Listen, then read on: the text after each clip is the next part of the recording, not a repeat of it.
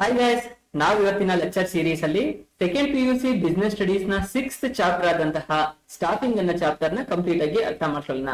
C guys, before jump in to the chapter, ನಿಮ್ಗೆ ಈ chapter ನ ನೀವು ಅರ್ಥ ಮಾಡ್ಕೊಳ್ಳೋಕ್ಕಿಂತ ಮುಂಚೆ ನಾನು ನಿಮ್ಮ ಫಸ್ಟ್ 5 ಚಾಪ್ಟರ್ಸ್ ಆದಂತಹ nature and significance of management, principles of management, business environment, planning, organising ಅನ್ನೋ 5 ಚಾಪ್ಟರ್ಸ್ ಗಳನ್ನ ವಿಡಿಯೋಗಳನ್ನ ಮಾಡಿ ಅಪ್ಲೋಡ್ ಮಾಡಿದೀನಿ. ಪ್ರತಿಯೊಂದು ಚಾಪ್ಟರ್ಗೂ ಬ್ರೇಕ್ ಡೌನ್ ಇದೆ. ಒಂದ್ ಚಾಪ್ಟರ್ ಆದ್ಮೇಲೆ ಇನ್ನೊಂದು ಚಾಪ್ಟರ್ಗೆ, ಪ್ರತಿಯೊಂದು ಚಾಪ್ಟರ್ಗೆ 1 ಅಥವಾ ಮ್ಯಾಕ್ಸಿಮಮ್ ಅಂತಂದ್ರೆ 2 ರಿಂದ 3 ವಿಡಿಯೋಗಳನ್ನ ಮಾಡಿದೀನಿ. ಸೊ ನೀವು ಆ ವಿಡಿಯೋಗಳನ್ನ ಚೆಕ್ ಮಾಡ್ಕೊಂಡು ಈ ವಿಡಿಯೋಗೆ ಬನ್ನಿ. ಸೊ ನಿಮ್ಗೆ ಕಂಪ್ಲೀಟ್ ಆಗಿ ಇನ್ಫಾರ್ಮೇಶನ್ ಸಿಗ್ತಾ ಹೋಗುತ್ತೆ, ಹಾಗೆ ಕಂಪ್ಲೀಟ್ ಆಗಿ ನಾಲೆಡ್ಜ್ ಗೇನ್ ಆಗ್ತಾ ಹೋಗುತ್ತೆ. ಯಾವ ಚಾಪ್ಟರ್ ಆದ್ಮೇಲೆ ಯಾವ ಚಾಪ್ಟರ್ ಬರುತ್ತೆ ಅನ್ನೋದು ಕಂಪ್ಲೀಟ್ ಆಗಿ ಐಡಿಯಾ ಸಿಗ್ತಾ ಹೋಗುತ್ತೆ. ಗೈಸ್, ಹಾಗಾದ್ರೆ ನಾವಿವತ್ತು ನೋಡ್ತಾ ಇರ್ತಂತಹ ಚಾಪ್ಟರ್ ಯಾವುದು? ಸ್ಟಾಫಿಂಗ್ ಅಂತ ಅನ್ನೋದು. ಹಾಗಾದ್ರೆ ಈ ಸ್ಟಾಫಿಂಗ್ ಅನ್ನೋ ಚಾಪ್ಟರ್ ನಿಮ್ಮ ಎಕ್ಸಾಮ್ ಪಾಯಿಂಟ್ ಆಫ್ ವ್ಯೂ ಅಲ್ಲಿ ಎಷ್ಟು ಮಾರ್ಕ್ಸ್ ಬಂದ್ಬಿಡುತ್ತೆ ಅಂತ ಅಂದ್ಬಿಟ್ಟು ನೋಡೋಣ. ಸೊ ಅದಾದ್ಮೇಲೆ ನಾವು ಕ್ಲಾಸ್ಗೆ ಜಂಪ್ ಆಗೋಣ. ಹಾಗಾದ್ರೆ ಗೈಸ್, ನಿಮ್ಗೆಲ್ಲ ಐಡಿಯಾ ಇರುತ್ತೆ ನಮ್ಗೆ ಕ್ವಶನ್ ಪೇಪರ್ ಪ್ಯಾಟರ್ನ್ ಅಲ್ಲಿ ಎಷ್ಟು ಪಾರ್ಟ್ ಗಳಿರುತ್ತೆ? ಅಫ್ಕೋರ್ಸ್ 4 ಪಾರ್ಟ್ ಗಳಿರುತ್ತೆ. Part A, B, C, D, correct ತಾನೆ? ಈ 4 ಪಾರ್ಟ್ ಗಳಲ್ಲಿ ಎಷ್ಟೆಷ್ಟು ಮಾರ್ಕ್ಸಿನ ಕ್ವಶನ್ಗಳು, ಎಷ್ಟು ಕ್ವಶನ್ಸ್ ಗಳು ಬರುತ್ತೆ ಅನ್ನೋದನ್ನ ನೋಡೋಣ. ಫಸ್ಟ್ ಇರೋದು ಯಾವುದು? Part A. ಪಾರ್ಟ್ ಎಲ್ಲಿ ನಿಮ್ಗೆ ಎಷ್ಟು ಕ್ವಶನ್ಸ್ ಕೇಳ್ತಾರೆ? 2 ಕ್ವಶನ್ಸ್ ಕೇಳ್ತಾರೆ. ಸೊ ಪಾರ್ಟ್ ಎಲ್ಲಿ ಕೇಳ್ತಕ್ಕಂತಹದ್ದು 1 ವರ್ಡಿನ ಕ್ವಶನ್ಸ್ ಗಳಾಗಿರುತ್ತೆ. ಸೊ ಈಸಿಯಾಗಿ 2 ಮಾರ್ಕ್ಸ್ ಸ್ಕೋರ್ ಆಗುತ್ತೆ. ಪಾರ್ಟ್ ಬಿ ಅಲ್ಲಿ ಕೇಳ್ತಕ್ಕಂತಹದ್ದು ಎಷ್ಟು ಮಾರ್ಕ್ಸಿನ ಕ್ವಶನ್ಸ್ ಆಗಿರುತ್ತೆ? ಅಲ್ಲಿ 2 ಮಾರ್ಕ್ಸಿನ ಕ್ವಶನ್ಸ್ ಆಗುತ್ತೆ. ಅಲ್ಲಿ 1 ಕ್ವಶನ್ಸ್ ಕೇಳ್ತಾರೆ. ಸೊ ನಿಮ್ಗೆ ಈಸಿಯಾಗಿ 2 ಮಾರ್ಕ್ಸ್ ಸ್ಕೋರ್ ಆಗುತ್ತೆ.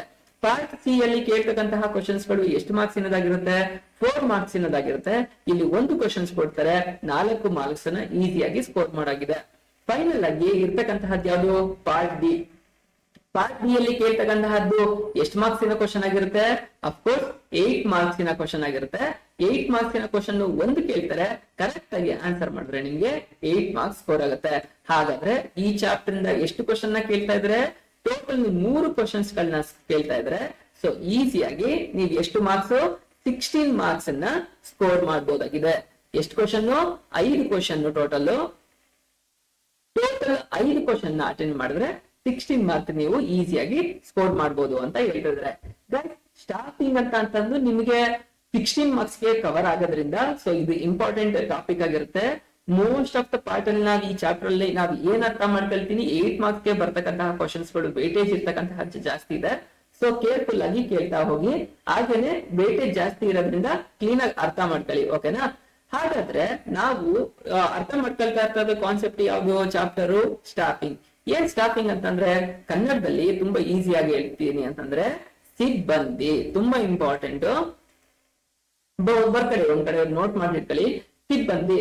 ಏನ್ ಸಿಬ್ಬಂದಿ ಅಂತಂದ್ರೆ ಒಂದು ಆರ್ಗನೈಸೇಷನ್ ಗೆ ಬೇಕಾದಂತಹ ಹ್ಯೂಮನ್ ರಿಸೋರ್ಸ್ ನ ರಿಕ್ರೂಟ್ಮೆಂಟ್ ಪ್ರೋಸೆಸ್ ನ ಮೂಲಕ ಸೆಲೆಕ್ಟ್ ಮಾಡಿ ಅವರನ್ನ ಒಂದು ಜಾಬ್ ಗೆ ಆಗ್ತಕ್ಕಂತಹದ್ದು, ಅವರಿಂದ ಜಾಬ್ ನ ಕೆಲಸಗಳನ್ನ ತಗ್ಸ್ತಕ್ಕಂತಹದ್ನೇ ಸ್ಟಾಫಿಂಗ್ ಅಂತ ಹೇಳ್ತಾರೆ ಅಂತ ಇನ್ನ ಲೇ ಮ್ಯಾನ್ ವರ್ಡ್ ಅಲ್ಲಿ ಹೇಳ್ತಿದೀನಿ.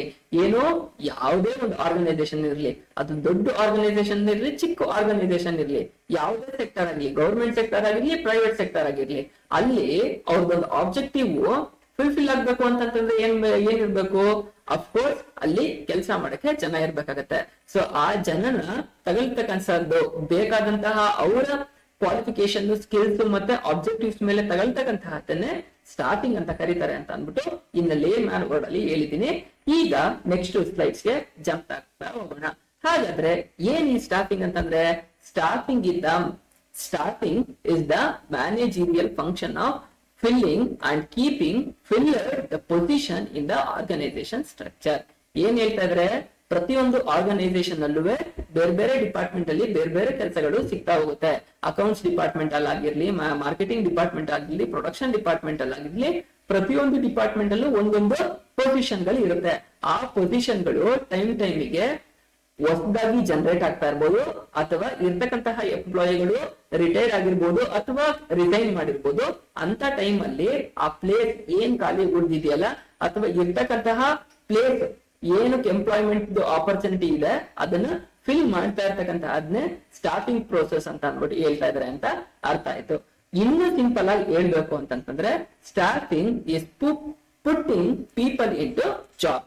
ಏನ್ ಹೇಳ್ತಾ ಇದ್ರೆ, ಇರ್ತಕ್ಕಂತಹ ಜನನ ಖಾಲಿ ಇರ್ತಕ್ಕಂತಹ ಪೊಸಿಷನ್ಗೆ ತುಂಬತಕ್ಕಂತಹದ್ದೇ ಜನವನ್ನ ಇರ್ತಕ್ಕಂತಹ ಖಾಲಿ ಇರೋ ಪೊಸಿಷನ್ಗೆ ತುಂಬೋದ್ನೆ ಸ್ಟಾಫಿಂಗ್ ಅಂತ ಹೇಳ್ತಾ ಇದಾರೆ. ಪುಟ್ಟಿಂಗ್ ಪೀಪಲ್ ಟು ಜಾಬ್ ಅಂತ ಅನ್ನೋದೇ ಇನ್ನು ಸಿಂಪಲ್ ಆಗಿ ಸ್ಟಾಫಿಂಗ್ ಅಂತ ಹೇಳ್ತಿದ್ದಾರೆ. It began with identifications of workforce requirement which is followed by recruitment, selection, placement, training, promotion, performance appraisal and development of workforce. ಏನ್ ಹೇಳ್ತಿದ್ರೆ ಈ ಸ್ಟಾಫಿಂಗ್ ಪ್ರೋಸೆಸ್ ಯಾವ ತರ ನಡೆಯುತ್ತೆ ಅಂತ ಅಂದ್ಬಿಟ್ಟು ಹೇಳ್ತಾ ಇದ್ರೆ, ಇರ್ತಕ್ಕಂತಹ ಪೋಸ್ಟ್ ಓಪನಿಂಗ್ಸ್ ಇರ್ತಕ್ಕಂತಹದ್ನ ಜನನ್ನ ಅದಕ್ಕೆ ಸೇರ್ತಕ್ಕಂತಹದ್ನೇ ಸ್ಟಾಫಿಂಗ್ ಪ್ರೋಸೆಸ್ ಅಂತ ಹೇಳ್ತಾ ಇದಾರೆ ಅಂತ ತುಂಬಾ ಇನ್ನು ಸಿಂಪಲ್ ವರ್ಡ್ ಅಲ್ಲಿ ಅರ್ಥ ಮಾಡ್ಕೊಂಡಿದ್ದೀರಿ. ಅದ್ರಲ್ಲಿ ಏನ್ ಕೆಲಸ ನಡೆಯುತ್ತೆ ಅಂತಂದ್ರೆ, it began with identification of work force. ಒಂದು ಆರ್ಗನೈಸೇಷನ್ ಅಲ್ಲಿ ಒಂದು ಪೋಸ್ಟ್ ಖಾಲಿ ಇದೆ ಅಂತಂದ್ರೆ ಎಷ್ಟು ಪೋಸ್ಟ್ ಗಳು ಖಾಲಿ ಇದೆ, ಎಷ್ಟು ಎಂಪ್ಲಾಯಿಗಳನ್ನ ನಾವು ಅಪಾಯಿಂಟ್ ಮಾಡ್ಕೊಳ್ಬೇಕು ಅನ್ನೋದ್ರಿಂದ ಸ್ಟಾರ್ಟ್ ಆಗಿ ಒಬ್ಬ ಎಂಪ್ಲಾಯಿಗಳನ್ನ ರಿಕ್ರೂಟ್ ಮಾಡ್ಕೊಂಡು ರಿಕ್ರೂಟ್ಮೆಂಟ್ ಪ್ರೋಸೆಸ್ ಕಂಪ್ಲೀಟ್ ಮಾಡಿ, ರಿಕ್ರೂಟ್ಮೆಂಟ್ ಇಂದ ಸೆಲೆಕ್ಟ್ ಆದಂತಹ ಎಂಪ್ಲಾಯಿಗಳಿಗೆ ಆಫರ್ ಲೆಟರ್ ಕೊಟ್ಟು ಪ್ಲೇಸ್ಮೆಂಟ್ ಕೊಟ್ಟು ಅವನನ್ನ ಟ್ರೈನಿಂಗ್ ಮಾಡಿ ಡೆವಲಪ್ ಮಾಡಿ ಅವನನ್ನ ಪ್ರಮೋಟ್ ಮಾಡ್ತಕ್ಕಂತಹದ್ದು, ಒಳ್ಳೆ ಸ್ಯಾಲರಿನ ಕೊಡ್ತಕ್ಕಂತಹದ್ನೇ ಸ್ಟಾಫಿಂಗ್ ಪ್ರೋಸೆಸ್ ಅಂತ ಹೇಳ್ತಾ ಇದಾರೆ ಅನ್ನೋದು ನಿಮ್ಗೆ ಕಂಪ್ಲೀಟ್ ಆಗಿ ಅರ್ಥ ಆಯ್ತು. ಹಾಗಾದ್ರೆ ಈ ಸ್ಟಾಫಿಂಗ್ ಪ್ರೋಸೆಸ್ ನ ಇಂಪಾರ್ಟೆನ್ಸ್ ಏನು, ಪ್ರಾಮುಖ್ಯತೆ ಏನು, ಯಾಕೆ ಸ್ಟಾಫ್ ಒಂದು ಆರ್ಗನೈಸೇಷನ್ಗೆ ತುಂಬಾ ಇಂಪಾರ್ಟೆಂಟ್ ಆಗ್ತಾರೆ ಅಂತ ಅನ್ನೋದನ್ನ ಅರ್ಥ ಮಾಡ್ಕೊಳ್ಳೋಣ. Staffing function of management finds the right people for right job. ನೋಡಿ ಇಲ್ಲಿ ಹೇಳ್ತಾ ಇದಾರೆ, ಅಲ್ಲಿ ತುಂಬಾ ಸಿಂಪಲ್ ಆಗಿ ಹೇಳ್ಬೇಕು ಅಂತಂದ್ರೆ ಏನಂದ್ರು, ಇರ್ತಕ್ಕಂತಹ ಖಾಲಿ ಇರೋ ಪೋಸ್ಟ್ಗೆ ಒಬ್ಬ ಎಂಪ್ಲಾಯಿಗಳನ್ನ ಪೀಪಲ್ ಯಾರಿದ್ದಾರೆ ಅವ್ರನ್ನ ತುಂಬತಕ್ಕಂತಹದ್ದೇ ಸ್ಟಾಫಿಂಗ್ ಅಂತ ಹೇಳಿದ್ರು. ಇಲ್ಲಿ ತುಂಬಾ ಸ್ಪೆಸಿಫಿಕೇಶನ್ ಆಗಿ ಹೇಳ್ತಾ ಇದ್ರೆ ಏನು ಸ್ಟಾಫಿಂಗ್ ಅಂತ ಅಂದ್ಬಿಟ್ಟು, staffing function of management finds the right people for right job. ಏನ್ ಹೇಳ್ತಾ ಇದ್ರೆ, ಒಂದು ಯಾವ್ದೋ ಓಪನಿಂಗ್ಸ್ ಇರುತ್ತೆ, ಡೆಸಿಗ್ನೇಷನ್ ಇರುತ್ತೆ, ಒಬ್ರು ಡೈರೆಕ್ಟರೇ ಆಗಿರ್ಲಿ, ಒಬ್ರು ಮ್ಯಾನೇಜರೇ ಆಗ್ಲಿ, ಡಿಪಾರ್ಟ್ಮೆಂಟ್ ಹೆಡ್ಡೇ ಆಗಿರ್ಲಿ, ಅದಕ್ಕೆ ಒಂದಷ್ಟು ಕ್ವಾಲಿಫಿಕೇಶನ್ ಬೇಕಾಗುತ್ತೆ, ಕರೆಕ್ಟಾ? ಅಂತ ಕ್ವಾಲಿಫೈಡ್ ಇರ್ತಕ್ಕಂತಹ ಎಂಪ್ಲಾಯಿಗಳನ್ನೇ ಸ್ಕಿಲ್ಡ್ ಆಗಿರ್ಲಿ, ರೈಟ್ ಪೀಪಲ್ ನ ಆ ಪೊಸಿಷನ್ ಗೆ ತುಂಬಬೇಕು ಅಂತಂದ್ರೆ ಅವ್ರಿಗೊಂದಷ್ಟು ಎಲಿಜಿಬಿಲಿಟಿ ಇರ್ಬೇಕು, ಎಜುಕೇಶನ್ ಬ್ಯಾಕ್ ಗ್ರೌಂಡ್ ಆಗಿರ್ಲಿ, ಅವ್ರದ್ದು ಎಕ್ಸ್ಪೀರಿಯನ್ಸ್ ಆಗಿರ್ಲಿ, ಎಲ್ಲ ಮ್ಯಾಟರ್ ಆಗುತ್ತೆ. ಸೊ ಅಂತ ಸ್ಕಿಲ್ ಇರ್ತಕ್ಕಂತಹದ್ನ ರೈಟ್ ಪೀಪಲ್ ನ ರೈಟ್ ಪ್ಲೇಸ್ ಗೆ ಆಗ್ತಕ್ಕಂತಹದ್ದು, ರೈಟ್ ಜಾಬ್ ಕೊಡ್ತಕ್ಕಂತಹದ್ನೇ ಸ್ಟಾಫಿಂಗ್ ಪ್ರೋಸೆಸ್ ಅಂತ ಹೇಳ್ತಾರೆ. ರಿಕ್ರೂಟ್ಮೆಂಟ್ ಅಲ್ಲಿ ನಿಮ್ಗೆ ತುಂಬಾ ಚೆನ್ನಾಗಿ, ಸೆಲೆಕ್ಷನ್ ಅಲ್ಲಿ ಇನ್ನೂ ಎಲಾಬ್ರೇಟ್ ಆಗಿ ಬರ್ತಾ ಹೋಗುತ್ತೆ, ಅದನ್ನ ಮುಂದೆ ನೋಡ್ತಾ ಹೋಗೋಣ.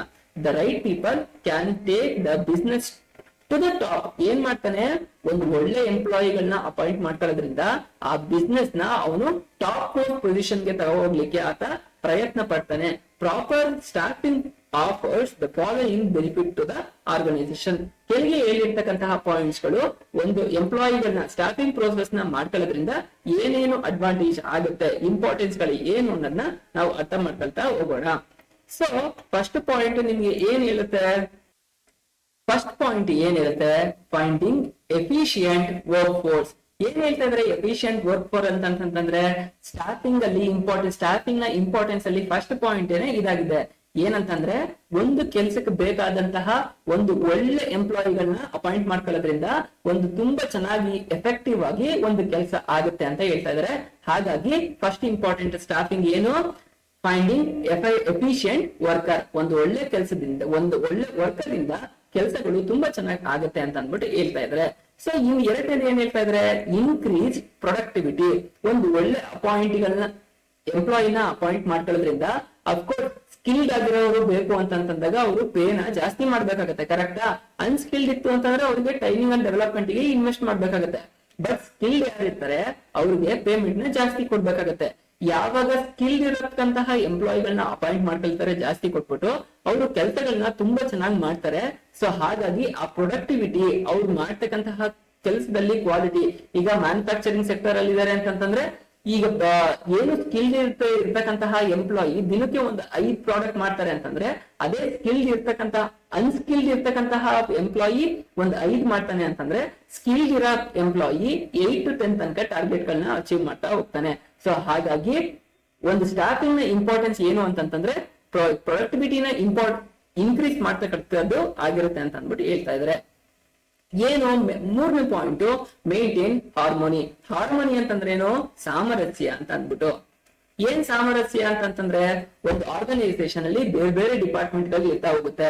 ಒಂದು ಡಿವಿಷನ್ ಅಲ್ಲೇನೆ ಬಹಳಷ್ಟು ಎಂಪ್ಲಾಯಿಗಳು ವರ್ಕ್ ಮಾಡ್ತಾ ಹೋಗ್ತಾರೆ. ಒಂದು ಒಳ್ಳೆ ಎಂಪ್ಲಾಯಿ ಇದ್ದಾಗ ಏನ್ ಅಡ್ವಾಂಟೇಜ್ ಆಗುತ್ತೆ, ಅವ್ನ್ ಎಲ್ಲಾರ ಜೊತೆಗೂ ಸಾಮರಸ್ಯವಾಗಿ ಕೆಲಸನ ಮಾಡ್ಕೊಂಡು ಅವ್ನ್ ಪ್ರೊಡಕ್ಟಿವಿಟಿನ ಕೊಡ್ತಾ ಹೋಗ್ತಾನೆ. ಅದು ಸ್ಟಾಫಿಂಗ್ ನ ಒಂದು ಇಂಪಾರ್ಟೆನ್ಸ್ ಆಗಿದೆ ಅಂತ ಅಂದ್ಬಿಟ್ಟು ಹೇಳ್ತಾ ಇದಾರೆ. ಹಾಗಾದ್ರೆ ಫೋರ್ತ್ ಏನು, ಮಾರಲ್ ಬೂಸ್ಟಿಂಗ್. ಏನು, ಎಲ್ಲರೂ ಒಂದು ಟೀಮ್ ಅಲ್ಲಿ ಕೆಲಸಗಳನ್ನ ಮಾಡ್ಕೊಂಡ ಹೋದಾಗ ಏನಾಗುತ್ತೆ, ಆರ್ಗನೈಸೇಷನ್ ಆಬ್ಜೆಕ್ಟಿವ್ ಅಚೀವ್ ಆಗ್ತಾ ಹೋಗುತ್ತೆ. ಸೊ ಒಟ್ಟಿಗೆನೆ ಕೆಲಸ ಮಾಡ್ಬೇಕಾದ್ರೆ ಏನಾಗುತ್ತೆ, ಅವ್ರಿಗೆ ಮಾರಲ್ ಸಪೋರ್ಟ್, ಅವರ ಜೊತೆಗೆ ಇರ್ತಕ್ಕಂತಹ ಅವರಿಂದ ಸಪೋರ್ಟ್ ಬರ್ತಾ ಹೋಗುತ್ತೆ. ಸೊ ಆಗ ಮಾರಲ್ ಆಗಿ ಅವರು ಬೂಸ್ಟ್ ಆಗ್ತಾರೆ. ಸೊ ಅವ್ರ ಪರ್ಫಾರ್ಮೆನ್ಸ್ ನ ತುಂಬಾ ಚೆನ್ನಾಗಿ ಇಂಪ್ರೂವ್ ಮಾಡ್ಕೊಳ್ತಾರೆ ಅಂತ ಹೇಳ್ತಾ ಇದಾರೆ. ಹಾಗೆ ಲಾಸ್ಟ್ ಒಂದ್ ಏನಂತಂದ್ರೆ optimum utilisation of human resource. ಈಗ ಆರ್ಗನೈಸೇಷನ್ ಅಲ್ಲಿ ಎಷ್ಟು ಜನ ಎಂಪ್ಲಾಯೀಸ್ ಗಳಿದ್ದಾರೆ, 10 ಜನ ಆಗಿರ್ಲಿ, 20 ಜನ ಆಗಿರ್ಲಿ, ಎಷ್ಟಾಗಿರ್ಲಿ, ದೊಡ್ಡ ದೊಡ್ಡ ಆರ್ಗನೈಸೇಷನ್ ಅಲ್ಲಿ ಸಾವಿರಾರು ಗಟ್ಟಲೆ ಎಂಪ್ಲಾಯೀಸ್ ಗಳು ಇರ್ತಾರೆ. ಒಂದೊಂದು ಇಂಡಸ್ಟ್ರಿಗಳಲ್ಲೇ ಸಾವಿರಾರು ಗಟ್ಟಲೆ ಪ್ರತಿದಿನನೂ ಬೇರೆ ಬೇರೆ ಶಿಫ್ಟ್ ಗಳಲ್ಲಿ ಕೆಲಸ ಮಾಡ್ತಕ್ಕಂತಹ ಎಂಪ್ಲಾಯೀಸ್ ಗಳು ಇರ್ತಾರೆ.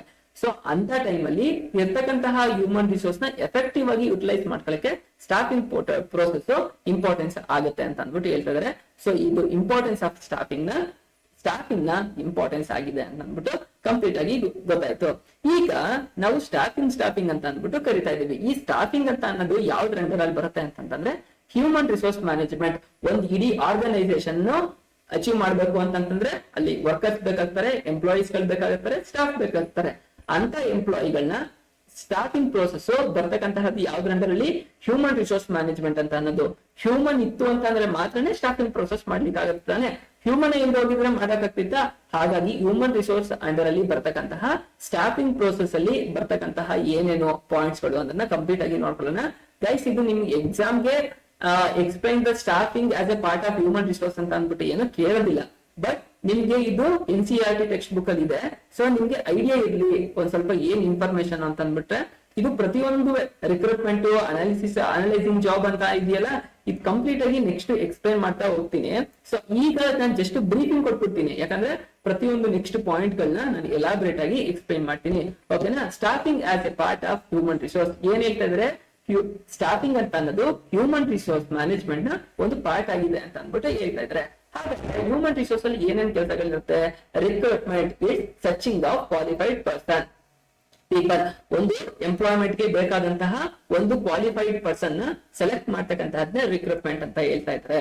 Analysing job, collecting information about the job to prepare job description. ಒಂದು ಯಾವ್ದು ಪೋಸ್ಟ್ ಖಾಲಿ ಇದೆ, ಆ ಪೋಸ್ಟ್ ಗೆ ಸಂಬಂಧಪಟ್ಟಂತಹ ಕೆಲಸಗಳು ಏನಿದೆ, ಒಬ್ಬ ಎಂಪ್ಲಾಯಿ ಆ ಪೋಸ್ಟ್ ಗೆ ಅಪಾಯಿಂಟ್ ಆದ ಅಂತಂದ್ರೆ ಅವ್ನು ಏನೇನ್ ಕೆಲಸಗಳನ್ನ ಮಾಡ್ಬೇಕು ಅಂತ ಅಂದ್ಬಿಟ್ಟು ಒಂದು ಡಿಸ್ಕ್ರಿಪ್ಷನ್ ಹಾಕಿ ಇನ್ಫಾರ್ಮೇಶನ್ ಏನೇನ್ ಕೆಲಸಗಳನ್ನ ಮಾಡ್ಬೇಕು ಅನ್ನೋದನ್ನ ಹೇಳ್ತಕ್ಕಂಥದ್ನ ಅನಲೈಸಿಂಗ್ ಜಾಬ್ ಅಂತ ಹೇಳ್ತಾರೆ. Developing compensation and incentive plan. ಏನ್ ಹೇಳ್ತಾ ಇದಾರೆ, ಒಬ್ಬ ಎಂಪ್ಲಾಯಿನ ಅಪಾಯಿಂಟ್ ಮಾಡ್ಕೊಳ್ತಾ ಇದಾರೆ ಅಂತಂದ್ರೆ ಆತನಿಗೆ ಏನ್ ಸಂಬಳ ಕೊಡ್ಬೇಕು, ಹಾಗೆ ಅವನ ಪ್ರೊಡಕ್ಟಿವಿಟಿನ ಜಾಸ್ತಿ ಮಾಡ್ಕೊಳ್ಬೇಕು ಅಂತಂದ್ರೆ ಅವನಿಗೆ ಇನ್ಸೆಂಟಿವ್ಸ್ ಗಳನ್ನ ಕೊಡ್ಬೇಕಾಗತ್ತೆ, ಬೋನಸ್ ಗಳನ್ನ ಕೊಡ್ಬೇಕಾಗತ್ತೆ. ಸೊ ಆತರ ಅವನಿಗೆ ಎಂಪ್ಲಾಯಿಗೆ ಕೊಡ್ಬೇಕಾದಂತಹ ಪೇ ಏನು ಅನ್ನೋದನ್ನ ಅವರು ಡಿಸೈಡ್ ಮಾಡ್ಕೊಳ್ಬೇಕು ಅಂತ ಹೇಳ್ತಾ ಇದಾರೆ. So training and development of employee for efficient performance and career growth. ಏನ್ ಹೇಳ್ತಾ ಇದ್ರೆ, ಒಬ್ಬ ಅನ್ಸ್ಕಿಲ್ಡ್ ಎಂಪ್ಲಾಯಿನ ಒಂದು ಆರ್ಗನೈಸೇಷನ್ ಅಪಾಯಿಂಟ್ ಮಾಡ್ಕೊಳ್ತಾ ಇದೆ ಅಂತಂದ್ರೆ ಅವನು ಜಾಯಿನ್ ಆದ್ಮೇಲೆ ಆರ್ಗನೈಸೇಷನ್ ಏನ್ ಮಾಡ್ಬೇಕು, ಅವನಿಗೆ ಟ್ರೈನಿಂಗ್ ಅಂಡ್ ಡೆವಲಪ್ಮೆಂಟ್ ಟ್ರೈನಿಂಗ್ ನ ಕೊಡ್ಬೇಕು. ಟ್ರೈನಿಂಗ್ ನ ಕೊಡೋದ್ರಿಂದ ಏನ್ ಅಡ್ವಾಂಟೇಜ್, ಅವ್ರ ಪ್ರೊಡಕ್ಟಿವಿಟಿನ ಅವ್ರ ಕೆಲಸವನ್ನ ಅವರು ಕಲ್ತ್ಕೊಂಡು ಟ್ರೈನಿಂಗ್ ಅಲ್ಲಿ ಕಲ್ತ್ಕೊಂಡು ಅವರು ಈಸಿಯಾಗಿ ಕೆಲಸನ ಮಾಡ್ತಾ ಹೋಗ್ತಾರೆ ಅಂತ ಅಂದ್ಬಿಟ್ಟು ಹೇಳ್ತಾ ಇದಾರೆ. ನೆಕ್ಸ್ಟ್ ಪಾಯಿಂಟ್ ಏನು, maintaining labour relations and union management relations. ಏನ್ ಹೇಳ್ತಾರೆ, ದೊಡ್ಡ ದೊಡ್ಡ ಇಂಡಸ್ಟ್ರಿಯಲ್ ಸೆಕ್ಟರ್ ಗಳಲ್ಲಿ ತುಂಬಾ ಸಾವಿರಾರು ಗಟ್ಟಲೆ ಲೇಬರ್ ಗಳು ವರ್ಕ್ ಮಾಡ್ತಾರೆ. ಸೊ ಅಲ್ಲಿ ಯೂನಿಯನ್ ಮೆಂಬರ್ಸ್ ಗಳು ಮೀಟಿಂಗ್ ಮಾಡ್ಕೊಳಕ್ಕಾಗ್ಲಿ, ಯೂನಿಯನ್ ಮೆಂಬರ್ ಮಾಡ್ಕೊಳಕ್ಕಾಗ್ಲಿ, ಹಾಗೆ ಯೂನಿಯನ್ ಮೆಂಬರ್ ಮತ್ತೆ ಮ್ಯಾನೇಜ್ಮೆಂಟ್ ಅವ್ರ ಜೊತೆ ಏನಂತಂದ್ರೆ ರಿಲೇಶನ್ಶಿಪ್ ತುಂಬಾ ಚೆನ್ನಾಗಿ ಇರ್ಬೇಕು ಅಂತ ಅಂದ್ಬಿಟ್ಟು ಹೇಳ್ತಾ ಇದಾರೆ. ಮೇಂಟೈನಿಂಗ್ ಲೇಬರ್ ರಿಲೇಶನ್ಶಿಪ್ ಚೆನ್ನಾಗಿರ್ಬೇಕು, ಹಾಗೆ ಮ್ಯಾನೇಜ್ಮೆಂಟ್ ರಿಲೇಶನ್ಶಿಪ್ ಚೆನ್ನಾಗಿರ್ಬೇಕು ಅಂತ ಅಂದ್ಬಿಟ್ಟು ಹೇಳ್ತಾ ಇದಾರೆ. ಕೊನೆಗೆ ಇಲ್ಲಿ ನೆಕ್ಸ್ಟ್ ಪಾಯಿಂಟ್ ಏನಂದ್ರೆ ಹ್ಯಾಂಡ್ಲಿಂಗ್ ಗ್ರೀವೆನ್ಸಸ್ ಅಂಡ್ ಕಂಪ್ಲೇನ್ಸಸ್. ಏನು ಹ್ಯಾಂಡ್ಲಿಂಗ್ ಗ್ರೀವೆನ್ಸಸ್ ಅಂಡ್ ಕಂಪ್ಲೇನ್ಸಸ್ ಅಂತಂದ್ರೆ, ಒಂದು ಇಂಡಸ್ಟ್ರಿ, ಒಂದು ಆರ್ಗನೈಸೇಷನ್, ಒಂದು ಬಿಸ್ನೆಸ್ ಅಂತಂದ್ರೆ ಅಲ್ಲಿ ಬಹಳಷ್ಟು ಕಾನ್ಫ್ಲಿಕ್ಟ್ಸ್ ಗಳು ಬರ್ತಾ ಹೋಗುತ್ತೆ, ಬಹಳಷ್ಟು ಚಾಲೆಂಜಸ್ ಗಳು ಬರುತ್ತೆ, ಪ್ರಾಬ್ಲಮ್ ಗಳು ಬರ್ತಾ ಹೋಗುತ್ತೆ. ಅಂತ ಗ್ರೀವೆನ್ಸಸ್ ಗಳನ್ನ ಅಥವಾ ಕಂಪ್ಲೇಂಟ್ ಗಳನ್ನ ಮ್ಯಾನೇಜ್ಮೆಂಟ್ ಅವರು ಕ್ಲಿಯರ್ ಮಾಡ್ಬೇಕಾಗತ್ತೆ ಅಂತ ಅಂದ್ಬಿಟ್ಟು ಹೇಳ್ತಾ ಇದಾರೆ. ಹಾಗಾದ್ರೆ last but not least, providing for social security and welfare of employees. ಏನ್ ಮಾಡ್ಬೇಕು, ಒಂದು ಎಂಪ್ಲಾಯಿನ ಅಪಾಯಿಂಟ್ಮೆಂಟ್ ಮಾಡ್ಕೊಂಡಾದ್ಮೇಲೆ ಅವ್ನಿಗೆ ಒಳ್ಳೆ ಸ್ಯಾಲ್ರಿ ಕೊಟ್ಟು ಅವ್ನ ಸೋಷಿಯಲ್ ಸೆಕ್ಯೂರಿಟಿನೂ ಕೂಡ ನೋಡ್ಬೇಕಾಗುತ್ತೆ. ಈಗ ಅವ್ನ್ ಯಾವ್ದೋ ಮನೆ ತುಂಬಾ ದೂರದಲ್ಲಿ ಇರುತ್ತೆ, ಇಲ್ಲಿ ಯಾವ್ದೋ ವರ್ಕ್ ಪ್ಲೇಸ್ ಬೇರೆ ಕಡೆ ಇತ್ತು ಅಂತಂದ್ರೆ ಅವ್ನ್ ಟ್ರಾವೆಲಿಂಗ್ ಮಾಡ್ಕೊ ಬರ್ತೀನಿ, ಬಸ್ಸಲ್ಲೆಲ್ಲ ಮಾಡ್ಕೊಂಡ್ ಬರ್ತೀನಿ ಅಂತಂದ್ರೆ ಏನಾಗುತ್ತೆ, ಟೈಮ್ ಹೊಟ್ಟೋಗ್ಬಿಡುತ್ತೆ. ಸೊ ಅವರಿಗೆ ಕ್ಯಾಬ್ ಫೆಸಿಲಿಟಿಗಳನ್ನ ಕೊಡ್ತಕ್ಕಂತಹದ್ದಾಗಿರ್ಬೋದು, ಅವರಿಗೆ ಗ್ರಾಚ್ಯುಟಿ ಕೊಡತಕ್ಕಂತಹದ್ದಾಗಿರ್ಬೋದು, PF ಪೇಮೆಂಟ್ ನ ಮಾಡ್ತಕ್ಕಂತಹದ್ದಾಗಿರ್ಬೋದು, ಈಗೆಲ್ಲವನ್ನೂ ಎಂಪ್ಲಾಯಿ ವೆಲ್ಫೇರ್ ನ ಮಾಡ್ಬೇಕು ಅಂತ ಅಂದ್ಬಿಟ್ಟು ಹೇಳ್ತಾ ಇದೆ. Defending the company law suits and avoiding legal compliances. ಏನ್ ಹೇಳ್ತಿದ್ರೆ, ಒಂದು ಕಂಪನಿಗೆ, ಒಂದು ಬಿಸ್ನೆಸ್ ಗೆ ಅಥವಾ ಯಾವುದೇ ಇಂಡಸ್ಟ್ರಿಗಳಿಗೆ ಆಯ್ತು ಅಂತಂದ್ರು ಅವಕ್ಕೆ ಫೇಸ್ ಆಗ್ತಕ್ಕಂತಹ ಕೆಲವು ಚಾನ್ಸಸ್ ಗಳಲ್ಲಿ ಏನಾಗುತ್ತೆ, ಲೀಗಲ್ ಅಂತಂದ್ರೆ ಯಾವ್ದಾದ್ರು ಕೇಸ್ಗಳಾಗ್ಬಿಡ್ಬೋದು, ಈ ತರ ಡೂಪ್ಲಿಕೇಟ್ ಪ್ರಾಡಕ್ಟ್ ಗಳನ್ನ ಮಾಡ್ತಾ ಇದಾರೆ ಅಂತ ಅಂದ್ಬಿಟ್ಟು, ಅಥವಾ ಇನ್ನೇನಾಗ್ಬೋದು, ಕರೆಕ್ಟ್ ಆಗಿ ಆ ಪ್ರಾಡಕ್ಟ್ ಕ್ವಾಲಿಟಿ ಮೇಂಟೈನ್ ಮಾಡ್ತಾ ಇಲ್ಲ ಅಂತ ಅಂದ್ಬಿಟ್ಟು, ಆ ತರದ್ದು ಬರ್ದೇ ಇರಂಗೆ ನೋಡ್ಕೊಳ್ಬೇಕಾಗತ್ತೆ ಅಂತ ಅಂದ್ಬಿಟ್ಟು ಹೇಳ್ತಾ ಇದಾರೆ. ಸೊ ಇದು ಸ್ಟಾಫಿಂಗ್ ಅಂತ ಅಂದು ಹ್ಯೂಮನ್ ರಿಸೋರ್ಸ್ ನ ಪಾರ್ಟ್ ಹೇಗಾಗಿತ್ತು ಅಂತ ಅಂದ್ಬಿಟ್ಟು ನಿಮ್ಗೆ ಒಂದು ಐಡಿಯಾ ಕೊಡ್ಬೇಕಾಗಿತ್ತು NCERT ಟೆಕ್ಸ್ಟ್ ಬುಕ್ ಪ್ರಕಾರ. ಸೊ ಇನ್ಫಾರ್ಮೇಶನ್ ನ ಶೇರ್ ಮಾಡಿದ್ದೀನಿ. ಹಾಗಾದ್ರೆ next the most important guys, ಈ ಟಾಪಿಕ್ ಯಾವುದು, ಸ್ಟಾಫಿಂಗ್ ಪ್ರೋಸೆಸ್. ಒಂದು ಆರ್ಗನೈಸೇಷನ್ ಗೆ ಬೇಕಾದಂತಹ ಒಂದು ಸ್ಟಾಫ್ ನ ಯಾವ ತರ ತಗೊಳ್ತಾರೆ ಅಥವಾ ಅವರು ಜಾಯಿನ್ ಮಾಡಿಸ್ಕೊಳ್ತಾರೆ ಅನ್ನೋದು ತುಂಬಾ ತುಂಬಾ ಇಂಪಾರ್ಟೆಂಟ್ ಆಗಿರೋಂತಹ ಪಾಯಿಂಟ್ ಗೈಸ್. ನಿಮ್ಗೆ ಇದು 8 ಮಾರ್ಕ್ಸ್ ಗೆ ಬರ್ತಕ್ಕಂತಹ ಏನು ಕ್ವಶನ್ ಆಗಿರುತ್ತೆ. 8 ಮಾರ್ಕ್ಸ್ ಗೆ ಬರ್ತಕ್ಕಂತಹ ಕ್ವಶನ್ಸ್ ಪಾಯಿಂಟ್ಸ್ ಗಳಲ್ಲಿ ಹೇಳ್ತಾ ಹೋಗ್ತೀನಿ. ಪ್ರತಿಯೊಂದು ಪಾಯಿಂಟ್ಸ್ ಗಳನ್ನ ಹೇಳ್ಬೇಕಾದ್ರೆ, ಎಕ್ಸ್ಪ್ಲೇನ್ ಮಾಡ್ಬೇಕಾದ್ರೆ ಗೈಸ್, ನಾನು ಏನ್ ಎಕ್ಸಾಂಪಲ್ ನ ಕೊಡ್ತಾ ಹೋಗ್ತೀನಿ, ಒಂದು ಕಡೆ ಕನ್ನಡದಲ್ಲೇ ಆಗ್ಲಿ ತೊಂದ್ರೆ ಇಲ್ಲ, ಕೀ ಪಾಯಿಂಟ್ ನ ಮಾಡ್ಕೊಳ್ತಾ ಹೋಗಿ. ನಿಮ್ಗೆ ಏನ್ ಮಾಡ್ತೀರಾ ಅಂತಂದ್ರೆ ಬರೀ ನೀವು ಕೀ ಪಾಯಿಂಟ್ ನ ಬರ್ದಿಟ್ಕೊಳ್ತೀರಾ, ಬಟ್ ಆಮೇಲೆ ಮತ್ತೆ ಕುತ್ಕೊಂಡು ಹೋಗ್ಬೇಕಾದ್ರೆ ಈ ಕೀ ಪಾಯಿಂಟ್ ಗೆ ಏನ್ ಎಕ್ಸ್ಪ್ಲನೇಷನ್ ಕೊಟ್ರು ಅಂತ ಅನ್ನೋದು ಮರ್ತೋಗ್ಬಿಟ್ಟಿರುತ್ತೆ. ಸೊ ಈಗ್ಲೇ ಹೇಳ್ತಾ ಇದ್ದೀನಿ, ನಾನು ಎಕ್ಸ್ಪ್ಲೈನ್ ಮಾಡ್ಬೇಕಾದ್ರೆ ನೀವು ನಾನು ಕೊಡ್ತಕ್ಕಂತಹ ಎಕ್ಸಾಂಪಲ್ ಗಳನ್ನೆಲ್ಲ ಕೀ ಪಾಯಿಂಟ್ ಮಾಡಿ ಇಟ್ಕೊಳ್ಳಿ. ಸೊ ಈಸಿಯಾಗಿ ಅರ್ಥ ಆಗ್ತಾ ಹೋಗುತ್ತೆ. ಸ್ಟಾಫಿಂಗ್ ಪ್ರೋಸೆಸ್ ಅಂತ ಅನ್ನೋದು 8 ಮಾರ್ಕ್ಸ್ ಗೆ ಬರ್ತಕ್ಕಂತಹ ಕ್ವಶನ್ ಆಗಿರುತ್ತೆ. ಸೊ ಕ್ಲೀನ್ ಆಗಿ ಕಲಿತಾ ಹೋಗಿ. ಇದ್ರಲ್ಲಿ ಎಷ್ಟು ಅಂತಂದ್ರೆ 8 ಸ್ಟೆಪ್ಸ್ ಇದೆ. ಗೈಸ್ 8 ಸ್ಟೆಪ್ಸ್ ಇದೆ, 8 ಸ್ಟೆಪ್ಸ್. ಸೊ 8 ಸ್ಟೆಪ್ಸ್ ನೀವು ಕರೆಕ್ಟ್ ಆಗಿ ಬರ್ದು ಎಕ್ಸ್ಪ್ಲೈನ್ ಮಾಡಿದ್ರೆ ನಿಮ್ಗೆ ಈಸಿಯಾಗಿ 8 ಮಾರ್ಕ್ಸ್ ಸ್ಕೋರ್ ಆಗುತ್ತೆ. ಹಾಗಾದ್ರೆ ನಿಮ್ಗೆ ಕೇಳ್ಬೋದು, explain the concept of staffing process ಅಂತ ಕೇಳಿದಾಗ ನೀವು ಸ್ಟಾಫಿಂಗ್ ಅಂತಂದ್ರೆ ಏನು ಅಂತ ಬರೀಬೇಕು. ಸ್ಟಾಫಿಂಗ್ ಅಂತ ಬರ್ದಾದ್ಮೇಲೆ ದ ಪ್ರೋಸೆಸ್ ಆಫ್ ಸ್ಟಾಫಿಂಗ್ ಅಂತ ಬರ್ದ್ಬಿಟ್ಟು ಪಾಯಿಂಟ್ಸ್ ಗಳನ್ನೆಲ್ಲ ಹಾಕಿ ಅದಾದ್ಮೇಲೆ ಪ್ರತಿಯೊಂದು ಪಾಯಿಂಟ್ ಎಕ್ಸ್ಪ್ಲನೇಷನ್ ಕಟ್ತಾ ಹೋಯ್ತು ಅಂತಂದ್ರೆ ಈಸಿಯಾಗಿ 8 ಮಾರ್ಕ್ಸ್ ಸ್ಕೋರ್ ಆಗುತ್ತೆ. ಹಾಗೆ ಅಂದ್ರೆ ಫಸ್ಟ್ 8 ಸ್ಟೆಪ್ಸ್ ಗಳು ಏನಿದೆ ಅನ್ನೋದನ್ನ ಸೀರೀಸ್ ಅಲ್ಲಿ ನೋಡ್ಬಿಡೋಣ. ಅದಾದ್ಮೇಲೆ ಪ್ರತಿಯೊಂದು ಟಾಪಿಕ್ ಕ್ಲೀನ್ ಆಗಿ ಎಲಾಬರೇಟ್ ಆಗಿ ಎಕ್ಸ್ಪ್ಲೈನ್ ಮಾಡ್ತಾ ಹೋಗೋಣ. ಫಸ್ಟ್ ಒನ್ ಏನು, estimating man power requirement. First estimation of, ನಾನು ಎಕ್ಸ್ಪ್ಲೈನ್ ಮಾಡ್ಬೇಕಾದ್ರೆ ಹೇಳ್ತೀನಿ. ಫಸ್ಟ್ ಎಂಪ್ಲಾಯ್ಮೆಂಟ್, ಒಂದು ಆರ್ಗನೈಸೇಷನ್ ಅಲ್ಲಿ ಎಷ್ಟು ಎಂಪ್ಲಾಯೀಸ್ ಗಳು ಬೇಕಾಗುತ್ತೆ ಅಂತ ಎಸ್ಟಿಮೇಟ್ ಮಾಡ್ಬೇಕಾಗಿರೋದು ಫಸ್ಟ್ ಆಗಿರುತ್ತೆ ಅಂತ ಹೇಳ್ತಾ ಇದ್ರೆ. ರಿಕ್ರೂಟ್ಮೆಂಟ್, ಎರಡನೇ ಸ್ಟೆಪ್ ಏನ್ ಹೇಳ್ತಾ ಇದ್ರೆ, ರಿಕ್ರೂಟ್ಮೆಂಟ್ ಅಂತಂದ್ರೆ ಏನು, ಒಂದು ಜಾಬ್ ಪೋಸ್ಟ್ ಗೆ ಎಂಪ್ಲಾಯಿಗಳಿಂದ ಏನೋ ಕ್ಯಾಂಡಿಡೇಟ್ಸ್ ಗಳಿಂದ ಅಪ್ಲಿಕೇಶನ್ ಹಾಕಂಗೆ ಸ್ಟಿಮ್ಯುಲೇಟ್ ಮಾಡ್ತಕ್ಕಂತಹದ್ನೇ ರಿಕ್ರೂಟ್ಮೆಂಟ್ ಅಂತ ಹೇಳ್ತಾರೆ. ಹಾಗಾದ್ರೆ ಸೆಲೆಕ್ಷನ್ ಅಂತಂದ್ರೆ ಏನು, ಬಂದಂತ ಅಪ್ಲಿಕೇಶನ್ ನಲ್ಲಿ ಸೆಲೆಕ್ಟ್ ಮಾಡಿ ಫೈನಲ್ ಆಗಿ ಒಂದು ಎಂಪ್ಲಾಯಿಗಳನ್ನ ತಗೊಳ್ತಕ್ಕಂತಹದ್ನ ಸೆಲೆಕ್ಷನ್ ಅಂತ ಹೇಳ್ತಾರೆ. ಇದು ಮೂರನೇದಾಗಿತ್ತು. ಫೋರ್ತ್ ಒಂದು ಯಾವುದು, ಪ್ಲೇಸ್ಮೆಂಟ್ ಅಂಡ್ ಓರಿಯೆಂಟೇಶನ್. ಅಪಾಯಿಂಟ್ ಆದಂತಹ ಯಾರು ಫೈನಲ್ ಆಗಿ ಸೆಲೆಕ್ಟ್ ಆಗಿರ್ತಾರೆ ಅವ್ನಿಗೆ ಅಪಾಯಿಂಟ್ಮೆಂಟ್ ಲೆಟರ್ ನ ಕೊಟ್ಟು ಅವ್ನಿಗೆ ಓರಿಯೆಂಟೇಶನ್ ಪ್ರೋಗ್ರಾಮ್ ನ ಕಂಡಕ್ಟ್ ಮಾಡ್ಬೇಕಾಗುತ್ತೆ. ಆಯ್ತಾ. ನೆಕ್ಸ್ಟ್ 5th ಯಾವುದು, ಟ್ರೈನಿಂಗ್ ಅಂಡ್ ಡೆವಲಪ್ಮೆಂಟ್. ಅವನು ಜಾಯಿನ್ ಆದ್ಮೇಲೆ ಅವ್ನಿಗೆ ಟ್ರೈನಿಂಗ್ ನ ಪ್ರೋಗ್ರಾಮ್ ಗಳನ್ನ ಕೊಡ್ತಾ ಹೋಗ್ಬೇಕಾಗುತ್ತೆ. ಕೆಲಸ ಮಾಡಕ್ ಈಸಿ ಆಗ್ಬೇಕಲ್ವಾ, ಸೊ ಟ್ರೈನಿಂಗ್ ನ ಕೊಡ್ತಾರೆ ಅಂತ ಹೇಳ್ತಾ ಇದಾರೆ. ನೆಕ್ಸ್ಟ್ ಯಾವುದು, ಪರ್ಫಾರ್ಮೆನ್ಸ್ ಅಪ್ರೈಸಲ್. ಅವನು ವರ್ಕಿಗೆ ಜಾಯಿನ್ ಆಗಿ 1 6 ಮಂತ್ ಅಥವಾ 1 year ಆದ್ಮೇಲೆ ಅವನ್ ಪರ್ಫಾರ್ಮೆನ್ಸ್ ಯಾವ ತರ ಆಯ್ತು ಅಂತ ಅಂದ್ಬಿಟ್ಟು ಅವ್ನಿಗೆ ಟೆಸ್ಟ್ ಎಕ್ಸಾಮ್ಸ್ ನ ಕೊಟ್ಟು ಅವನ ಪರ್ಫಾರ್ಮೆನ್ಸ್ ನ ಇನ್ನೂ ಚೆನ್ನಾಗಿ ಬೂಸ್ಟ್ ಮಾಡಬಹುದಾಗಿದೆ ಅಂತ ಅಂದ್ಬಿಟ್ಟು ಹೇಳ್ತಾ ಇದ್ದಾರೆ. ಸೊ 7th ಪಾಯಿಂಟ್ ಏನು, ಪ್ರಮೋಷನ್ ಅಂಡ್ ಕೆರಿಯರ್ ಪ್ಲಾನಿಂಗ್.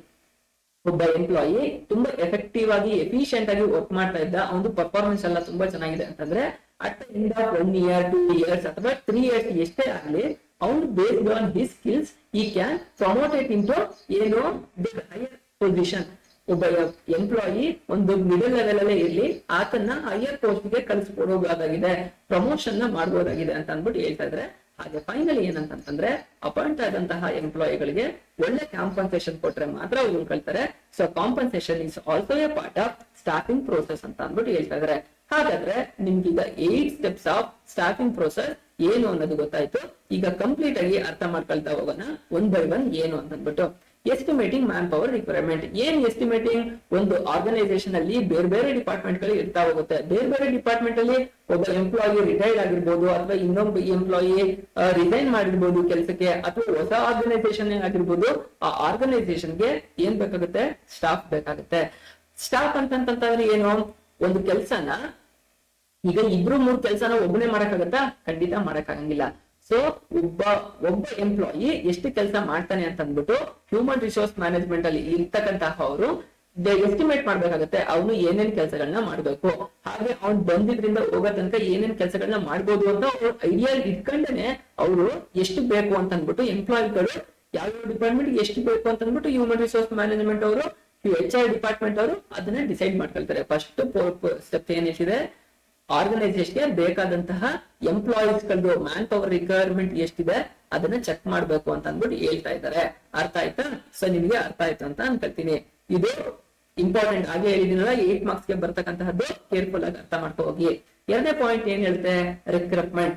ಏನ್ ರಿಕ್ರೂಟ್ಮೆಂಟ್ ಅಂತಂದ್ರೆ, ನಮ್ಗೀಗ ಒಂದು ಆರ್ಗನೈಸೇಷನ್ಗೆ ಎಷ್ಟು ಎಂಪ್ಲಾಯಿಗಳು ಬೇಕು ಅಂತ ಅಂದ್ಬಿಟ್ಟು ನಮಗೆ ಗೊತ್ತಾಯ್ತು. ಯಾವ್ಯಾವ ಡಿಪಾರ್ಟ್ಮೆಂಟ್ಗೆ ಎಷ್ಟೆಷ್ಟು ಎಂಪ್ಲಾಯಿಗಳು, ಅವ್ರು ಏನೇನ್ ಕೆಲಸ ಮಾಡ್ಬೇಕು ಅನ್ನೋದು ಕಂಪ್ಲೀಟ್ ಆಗಿ ಗೊತ್ತಾಯ್ತು. ಈಗ ಏನ್ ಮಾಡ್ಬೇಕು? ರಿಕ್ರೂಟ್ಮೆಂಟ್ ನ ಮಾಡ್ಬೇಕು. ಈಗ ಹೈಯರ್ ಸ್ಟಡೀಸ್ ನ ಮುಗಿಸಿ ಇರ್ತಕ್ಕಂತಹ ಅವರು ತುಂಬಾ ಜನ ಇರ್ತಾರೆ, ಹೌದಾ?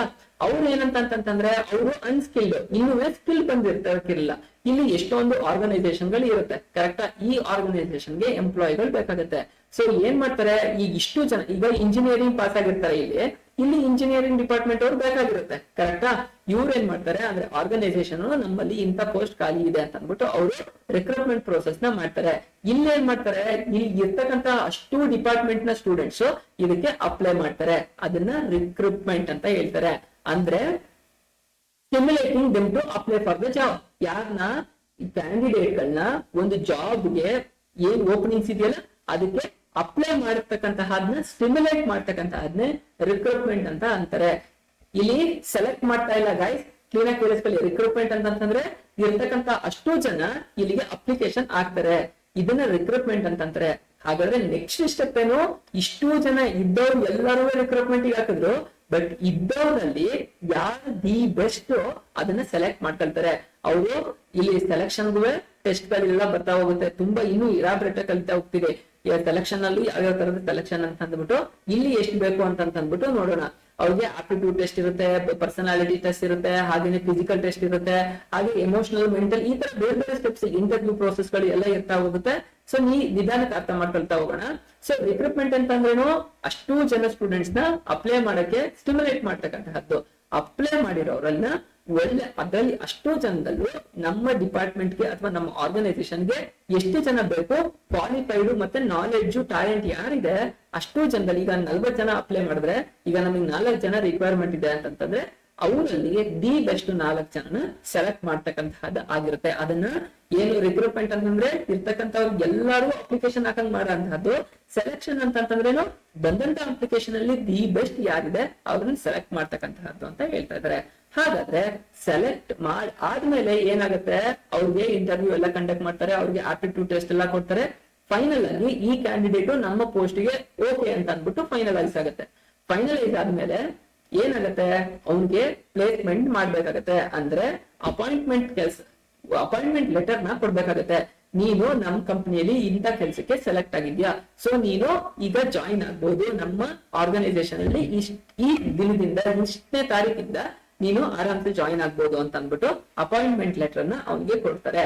ಅಪಾಯಿಂಟ್ಮೆಂಟ್ ಲೆಟರ್ ಕೊಟ್ಟಾದ್ಮೇಲೆ ಏನಾಗುತ್ತೆ? ಅವನು ಆರ್ಗನೈಸೇಷನ್ ಬರ್ತೆ. ಆತನಿಗೆ ಈಗ ಆ ಆರ್ಗನೈಸೇಷನ್ ಆತನಿಗೆ ಹೋಗುದು, ಕರೆಕ್ಟಾ? ಸೊ ಆರ್ಗನೈಸೇಷನ್ ನಲ್ಲಿ ಓರಿಯಂಟೇಷನ್ ನ ಪ್ರೋಗ್ರಾಮ್ ನ ಕೊಡ್ತಾರೆ. ಅಂದ್ರೆ ಇಡೀ ಆರ್ಗನೈಸೇಷನ್ ಅಲ್ಲಿ ಯಾವ್ಯಾವ ಡಿಪಾರ್ಟ್ಮೆಂಟ್ ಗಳಿದೆ, ಯಾವ್ಯಾವ್ದು ಏನೇನ್ ಕೆಲಸಗಳನ್ನ ಮಾಡ್ಬೇಕಾಗತ್ತೆ, ಬಟ್ ನಿಮ್ ರೋಲ್ ಏನು, ನೀನ್ ಏನ್ ಮಾಡ್ಬೇಕಾಗತ್ತೆ ಅಂತ ಕಂಪ್ಲೀಟ್ ಆಗಿ ಇನ್ಫಾರ್ಮೇಶನ್ ಕೊಡ್ಬೇಕಾಗತ್ತೆ. ಅದನ್ನ ಓರಿಯಂಟೇಷನ್ ಪ್ರೋಗ್ರಾಮ್ ಅಂತ ಹೇಳ್ತಾರೆ. ಸೊ ಅಲ್ಲಿಗೆ ನಿಮ್ಮ 4 ಸ್ಟೆಪ್ಸ್ ಗಳಾದಂತಹ estimation of human resource, recruitment, selection ಮತ್ತೆ ಪ್ಲೇಸ್ಮೆಂಟ್ ಅಂಡ್ ಓರಿಯಂಟೇಷನ್ ಆಯ್ತು. ಹಾಗಾದ್ರೆ 5th ಏನು? Training and development. ಅವನಿಗೆ ಓರಿಯಂಟೇಷನ್ ಪ್ರೋಗ್ರಾಮ್ ಕೊಟ್ರು, ಇಡೀ ಆರ್ಗನೈಸೇಷನ್ ಏನ್ ಕೆಲಸ ಮಾಡುತ್ತೆ ಅಂತ ಅಂದ್ಬಿಟ್ಟು. ಈಗ ಆತ ಅಪಾಯಿಂಟ್ ಆಗಿದ್ದಾನೆ, ಅವನಿಗೆ ಏನ್ ಕೆಲಸ ಮಾಡ್ಬೇಕು, ಇಂಥ ಕೆಲ್ಸಕ್ಕೆ ಅಪಾಯಿಂಟ್ ಆಗಿದ್ಯಾ ಅಂತ ಅಂದ್ಬಿಟ್ಟು ಹೇಳಾಗಿದೆ. ಆದ್ರೆ ಆತ ಕೆಲಸ ಮಾಡ್ಬೇಕು ಅಂತಂದ್ರೆ ಏನ್ ಬೇಕು, ಆತನಿಗೆ ಟ್ರೈನಿಂಗ್ ಇಂಪಾರ್ಟೆಂಟ್ ಆಗಿರುತ್ತೆ. ಏನ್ ಕೆಲಸ ಮಾಡ್ಬೇಕು ಅದನ್ನ ಪ್ರಾಕ್ಟಿಕಲ್ ಆಗಿ ಕಲಿಬೇಕಾಗುತ್ತೆ. ಪ್ರಾಕ್ಟಿಕಲ್ ಆಗಿ ಕಲಿಬೇಕು ಅಂತಂದ್ರೆ ಏನ್ ಮಾಡ್ಬೇಕು, ಅವನಿಗೆ ಟ್ರೈನಿಂಗ್ ನ ಕೊಡ್ಬೇಕಾಗುತ್ತೆ. ಸೊ ಈ ಟ್ರೈನಿಂಗ್ ಅಲ್ಲೂ ಬೇರೆ ಬೇರೆ ಮೆಥಡ್ ಇದೆ. ಯಾವ್ದು ನಿಮ್ಗೆ on the job training, of the job training ಅಂತ ಅಂದ್ಬಿಟ್ಟು ಬೇರೆ ಬೇರೆ ಮೆಥಡ್ ಬರುತ್ತೆ. ಅದನ್ನು 8 ಮಾರ್ಕ್ಸ್ ಗೆ ಕೇಳ್ತಕ್ಕಂತಹ. ನೋಡಿ ಇಲ್ಲಿ ನಿಮ್ಗೆ ಸೆಲೆಕ್ಷನ್ ಅಲ್ಲೂ ಇಂಟರ್ನಲ್ ಸೋರ್ಸ್ ಆಫ್ ಸೆಲೆಕ್ಷನ್ ಮತ್ತೆ ಎಕ್ಸ್ಟರ್ನಲ್ ಸೋರ್ಸ್ ಆಫ್ ಸೆಲೆಕ್ಷನ್ ಅಂತ ಇದೆ. ಇಂಟರ್ನಲ್ ಮತ್ತೆ ಎಕ್ಸ್ಟರ್ನಲ್. ನೋಡಿ ಇಲ್ಲಿ ಗಾಯ್ಸ್, ನೀವ್ ಈಗ ಸ್ಟಾರ್ಟಿಂಗ್ ಪ್ರೋಸೆಸ್ ಅಂತಂದ್ರೆ ಇಷ್ಟು 8 ಸ್ಟೆಪ್ಸ್ ಗಳನ್ನ ಬರೀಬೇಕು, 8 ಮಾರ್ಕ್ಸ್ ಸ್ಕೋರ್ ಆಗುತ್ತೆ. ನಿಮ್ಗೆ ನೆಕ್ಸ್ಟ್ ಇನ್ನೂ ಒಂದ್ ಕೇಳ್ತಾರೆ, explain the process of starting ಅಂತ ಕೇಳಿದ್ರೆ there are 2 different type of selection ಅಂತ ಬರ್ಬಿಟ್ಟು, ನೀವು ಇಂಟರ್ನಲ್ ಸೋರ್ಸ್ ಅಲ್ಲಿ 2 ಮೆಥಡ್ ಬರುತ್ತೆ, ಮತ್ತೆ ಎಕ್ಸ್ಟರ್ನಲ್ ಸೋರ್ಸ್ ಅಲ್ಲಿ 6 ಮೆಥಡ್ಸ್ ಗಳು ಬರ್ತಾ ಹೋಗುತ್ತೆ. ಬರೀ ನಿಮ್ಗೆ ಸೆಲೆಕ್ಷನ್ ಅಂತ ಅನ್ನೋ ಒಂದೇ ಒಂದು ಇದನ್ನು ಕೂಡ ಸ್ಟಾರ್ಟಿಂಗ್ ಮೆಥಡ್ ಏನ ನಿಮ್ಗೆ ಕಾನ್ಸೆಪ್ಟ್ ನ 8 ಮಾರ್ಕ್ಸ್ ಗೆ ಕೇಳ್ತಕ್ಕಂತಹ ಚಾನ್ಸಸ್ ಇರುತ್ತೆ. ನೆಕ್ಸ್ಟ್ ಅರ್ಥ ಮಾಡ್ಕೊಳ್ಳೋಣ. ಹಾಗೇನೆ ಟ್ರೈನಿಂಗ್ ಅಲ್ಲೂ ಕೂಡ ನಿಮ್ಗೆ on the job training, of the job training ಅಂತ ಅಂದ್ಬಿಟ್ಟು, on the job, of the job, ಇದರಲ್ಲೂ ಬೇರೆ ಬೇರೆ ಮೆಥಡ್ ಗಳು ಬರ್ತಾ ಹೋಗುತ್ತೆ. ಸೊ ಆ ಮೆಥಡ್ ಅಲ್ಲೂ ನೀವು ಎಕ್ಸ್ಪ್ಲೈನ್ ಮಾಡ್ಬೇಕಾಗುತ್ತೆ. ಸೊ ಆ ಕಾನ್ಸೆಪ್ಟ್ ನಿಮ್ಗೆ 8 ಮಾರ್ಕ್ಸ್ ಬರುತ್ತೆ. ನೋಡಿ ಇಲ್ಲಿ ಈ ಸೆಲೆಕ್ಷನ್ ಅಂತ ಹೋಗ್ತಾ ಇರೋದು ನೀವು ಈ ಪಾಯಿಂಟ್ ಅಲ್ಲಿ ಸಣ್ಣದು, ಕರೆಕ್ಟಾ? ಈ ಸ್ಟಾರ್ಟಿಂಗ್ ಪ್ರೋಸೆಸ್ ಅನ್ನೋದ್ರಲ್ಲಿ ಚಿಕ್ಕದಾಗಿ ಹೋಗ್ತಿದ್ದೀರಾ. ಬಟ್ ಸ್ಟಾರ್ಟಿಂಗ್ ಅಂತ ಅನ್ನೋದು ತುಂಬಾ ದೊಡ್ಡದು, ಅದನ್ನೇ ಇಂಡಿಪೆಂಡೆಂಟ್ ಆಗಿ 8 ಮಾರ್ಕ್ಸ್ ಗೆ ಕೇಳ್ತಕ್ಕಂತಹ ಚಾನ್ಸಸ್ ಇರುತ್ತೆ. ಟ್ರೈನಿಂಗ್ ಅನ್ನೋ ಕಾನ್ಸೆಪ್ಟ್ ತುಂಬಾ ದೊಡ್ಡದು, ಅದನ್ನು ಕೂಡ 8 ಮಾರ್ಕ್ಸ್ ಗೆ ಕೇಳ್ತಕ್ಕಂತಹ ಚಾನ್ಸಸ್ ಇರುತ್ತೆ. ಬಟ್ ನೀವು ಸ್ಟಾರ್ಟಿಂಗ್ ಪ್ರೋಸೆಸ್ ಅಂತ ಬಂದಾಗ ಈ 8 ಸ್ಟೆಪ್ಸ್ ಗಳನ್ನ ನೀವು ಕಂಪಲ್ಸರಿ ಬರಬೇಕಾಗುತ್ತೆ. ಹಾಗಾದ್ರೆ ನೆಕ್ಸ್ಟ್ ಏನು, ಟ್ರೈನಿಂಗ್ ನ ಕೊಟ್ಟು ಅವನನ್ನ ಡೆವಲಪ್ ಮಾಡ್ಬೇಕಾಗತ್ತೆ, ಕೆಲಸನ ಮಾಡು ಅಂತ ಅಂದ್ಬಿಟ್ಟು. ನೆಕ್ಸ್ಟ್ 6 ಸ್ಟೆಪ್ ಯಾವ್ದು ಅಂತಂದ್ರೆ ಪರ್ಫಾರ್ಮೆನ್ಸ್ ಅಪ್ರೈಸಲ್. ಆತ ಒಂದು ಆರ್ಗನೈಸೇಷನ್ ಗೆ ಜಾಯಿನ್ ಆಗಿ ಒಂದು 6 ಮಂತ್ಸ್ ಆಯ್ತು, ಅವನಿಗೆ ಎಕ್ಸ್ಪೀರಿಯನ್ಸ್ ಆಯ್ತು, ಹಾಗೆ ಆತ 1 ವರ್ಷ ಕಂಪ್ಲೀಟ್ ಆಯ್ತು ಅಂತಂದ್ರೆ ಆತನಿಗೆ ಪರ್ಫಾರ್ಮೆನ್ಸ್ ಅಪ್ರೈಸಲ್ ಕೊಡ್ಬೇಕಾಗುತ್ತೆ. ಏನ್ ಪರ್ಫಾರ್ಮೆನ್ಸ್ ಅಪ್ರೈಸಲ್ ಅಂತಂದ್ರೆ ಟೆಸ್ಟ್ ಗಳನ್ನ ಕಂಡಕ್ಟ್ ಮಾಡ್ತಕ್ಕಂತಹದ್ದು. ಇಷ್ಟು ದಿನ ನಮ್ಮ ಆರ್ಗನೈಸೇಷನ್ ಅಲ್ಲಿ ವರ್ಕ್ ಮಾಡಿದ್ಯಾ, ನೀನ್ ಏನೇನ್ ಸ್ಕಿಲ್ಸ್ ಗಳನ್ನೆಲ್ಲ ಕಲಿತೆ ಅಂತ ಅಂದ್ಬಿಟ್ಟು ಒಂದು ಟೆಸ್ಟ್ ಅನ್ನ ಕಂಡಕ್ಟ್ ಮಾಡತಕ್ಕಂತಹದ್ದು. ಟೆಸ್ಟ್ ಕಂಡಕ್ಟ್ ಮಾಡಿದಾಗ ಅವ್ನು ಏನೇನ್ ಕಲ್ತ ಅಂದ್ಬಿಟ್ಟು ಅವನಿಗೆ ಪರ್ಫಾರ್ಮೆನ್ಸ್, ಆತನ ಪರ್ಫಾರ್ಮೆನ್ಸ್ ಅವನಿಗೆ ಗೊತ್ತಾಗ್ತಾ ಹೋಗುತ್ತೆ. ಓಕೆನಾ? ನೆಕ್ಸ್ಟ್ ಏನಂತಂದ್ರೆ ಪರ್ಫಾರ್ಮೆನ್ಸ್ ಅಪ್ರೈಸಲ್ ಕೊಟ್ಟಾದ್ಮೇಲೆ ಆತನ ಪ್ರಮೋಷನ್ ಮತ್ತೆ ಕರಿಯರ್ ಪ್ಲಾನಿಂಗ್. ಈಗ ಒಂದು ಆರ್ಗನೈಸೇಷನ್ ಅಲ್ಲಿ 2-3 ವರ್ಷ, ಈಗ ಗವರ್ಮೆಂಟ್ ಎಂಪ್ಲಾಯೀಸ್ ಗಳಿಗೆ ಹೇಗಿದೆ, ಪ್ರತಿ 5 ವರ್ಷಕ್ಕೊಮ್ಮೆ ಅವ್ರಿಗೆ ಏನಾಗುತ್ತೆ, ಪ್ರಮೋಷನ್ ಆಗುತ್ತೆ.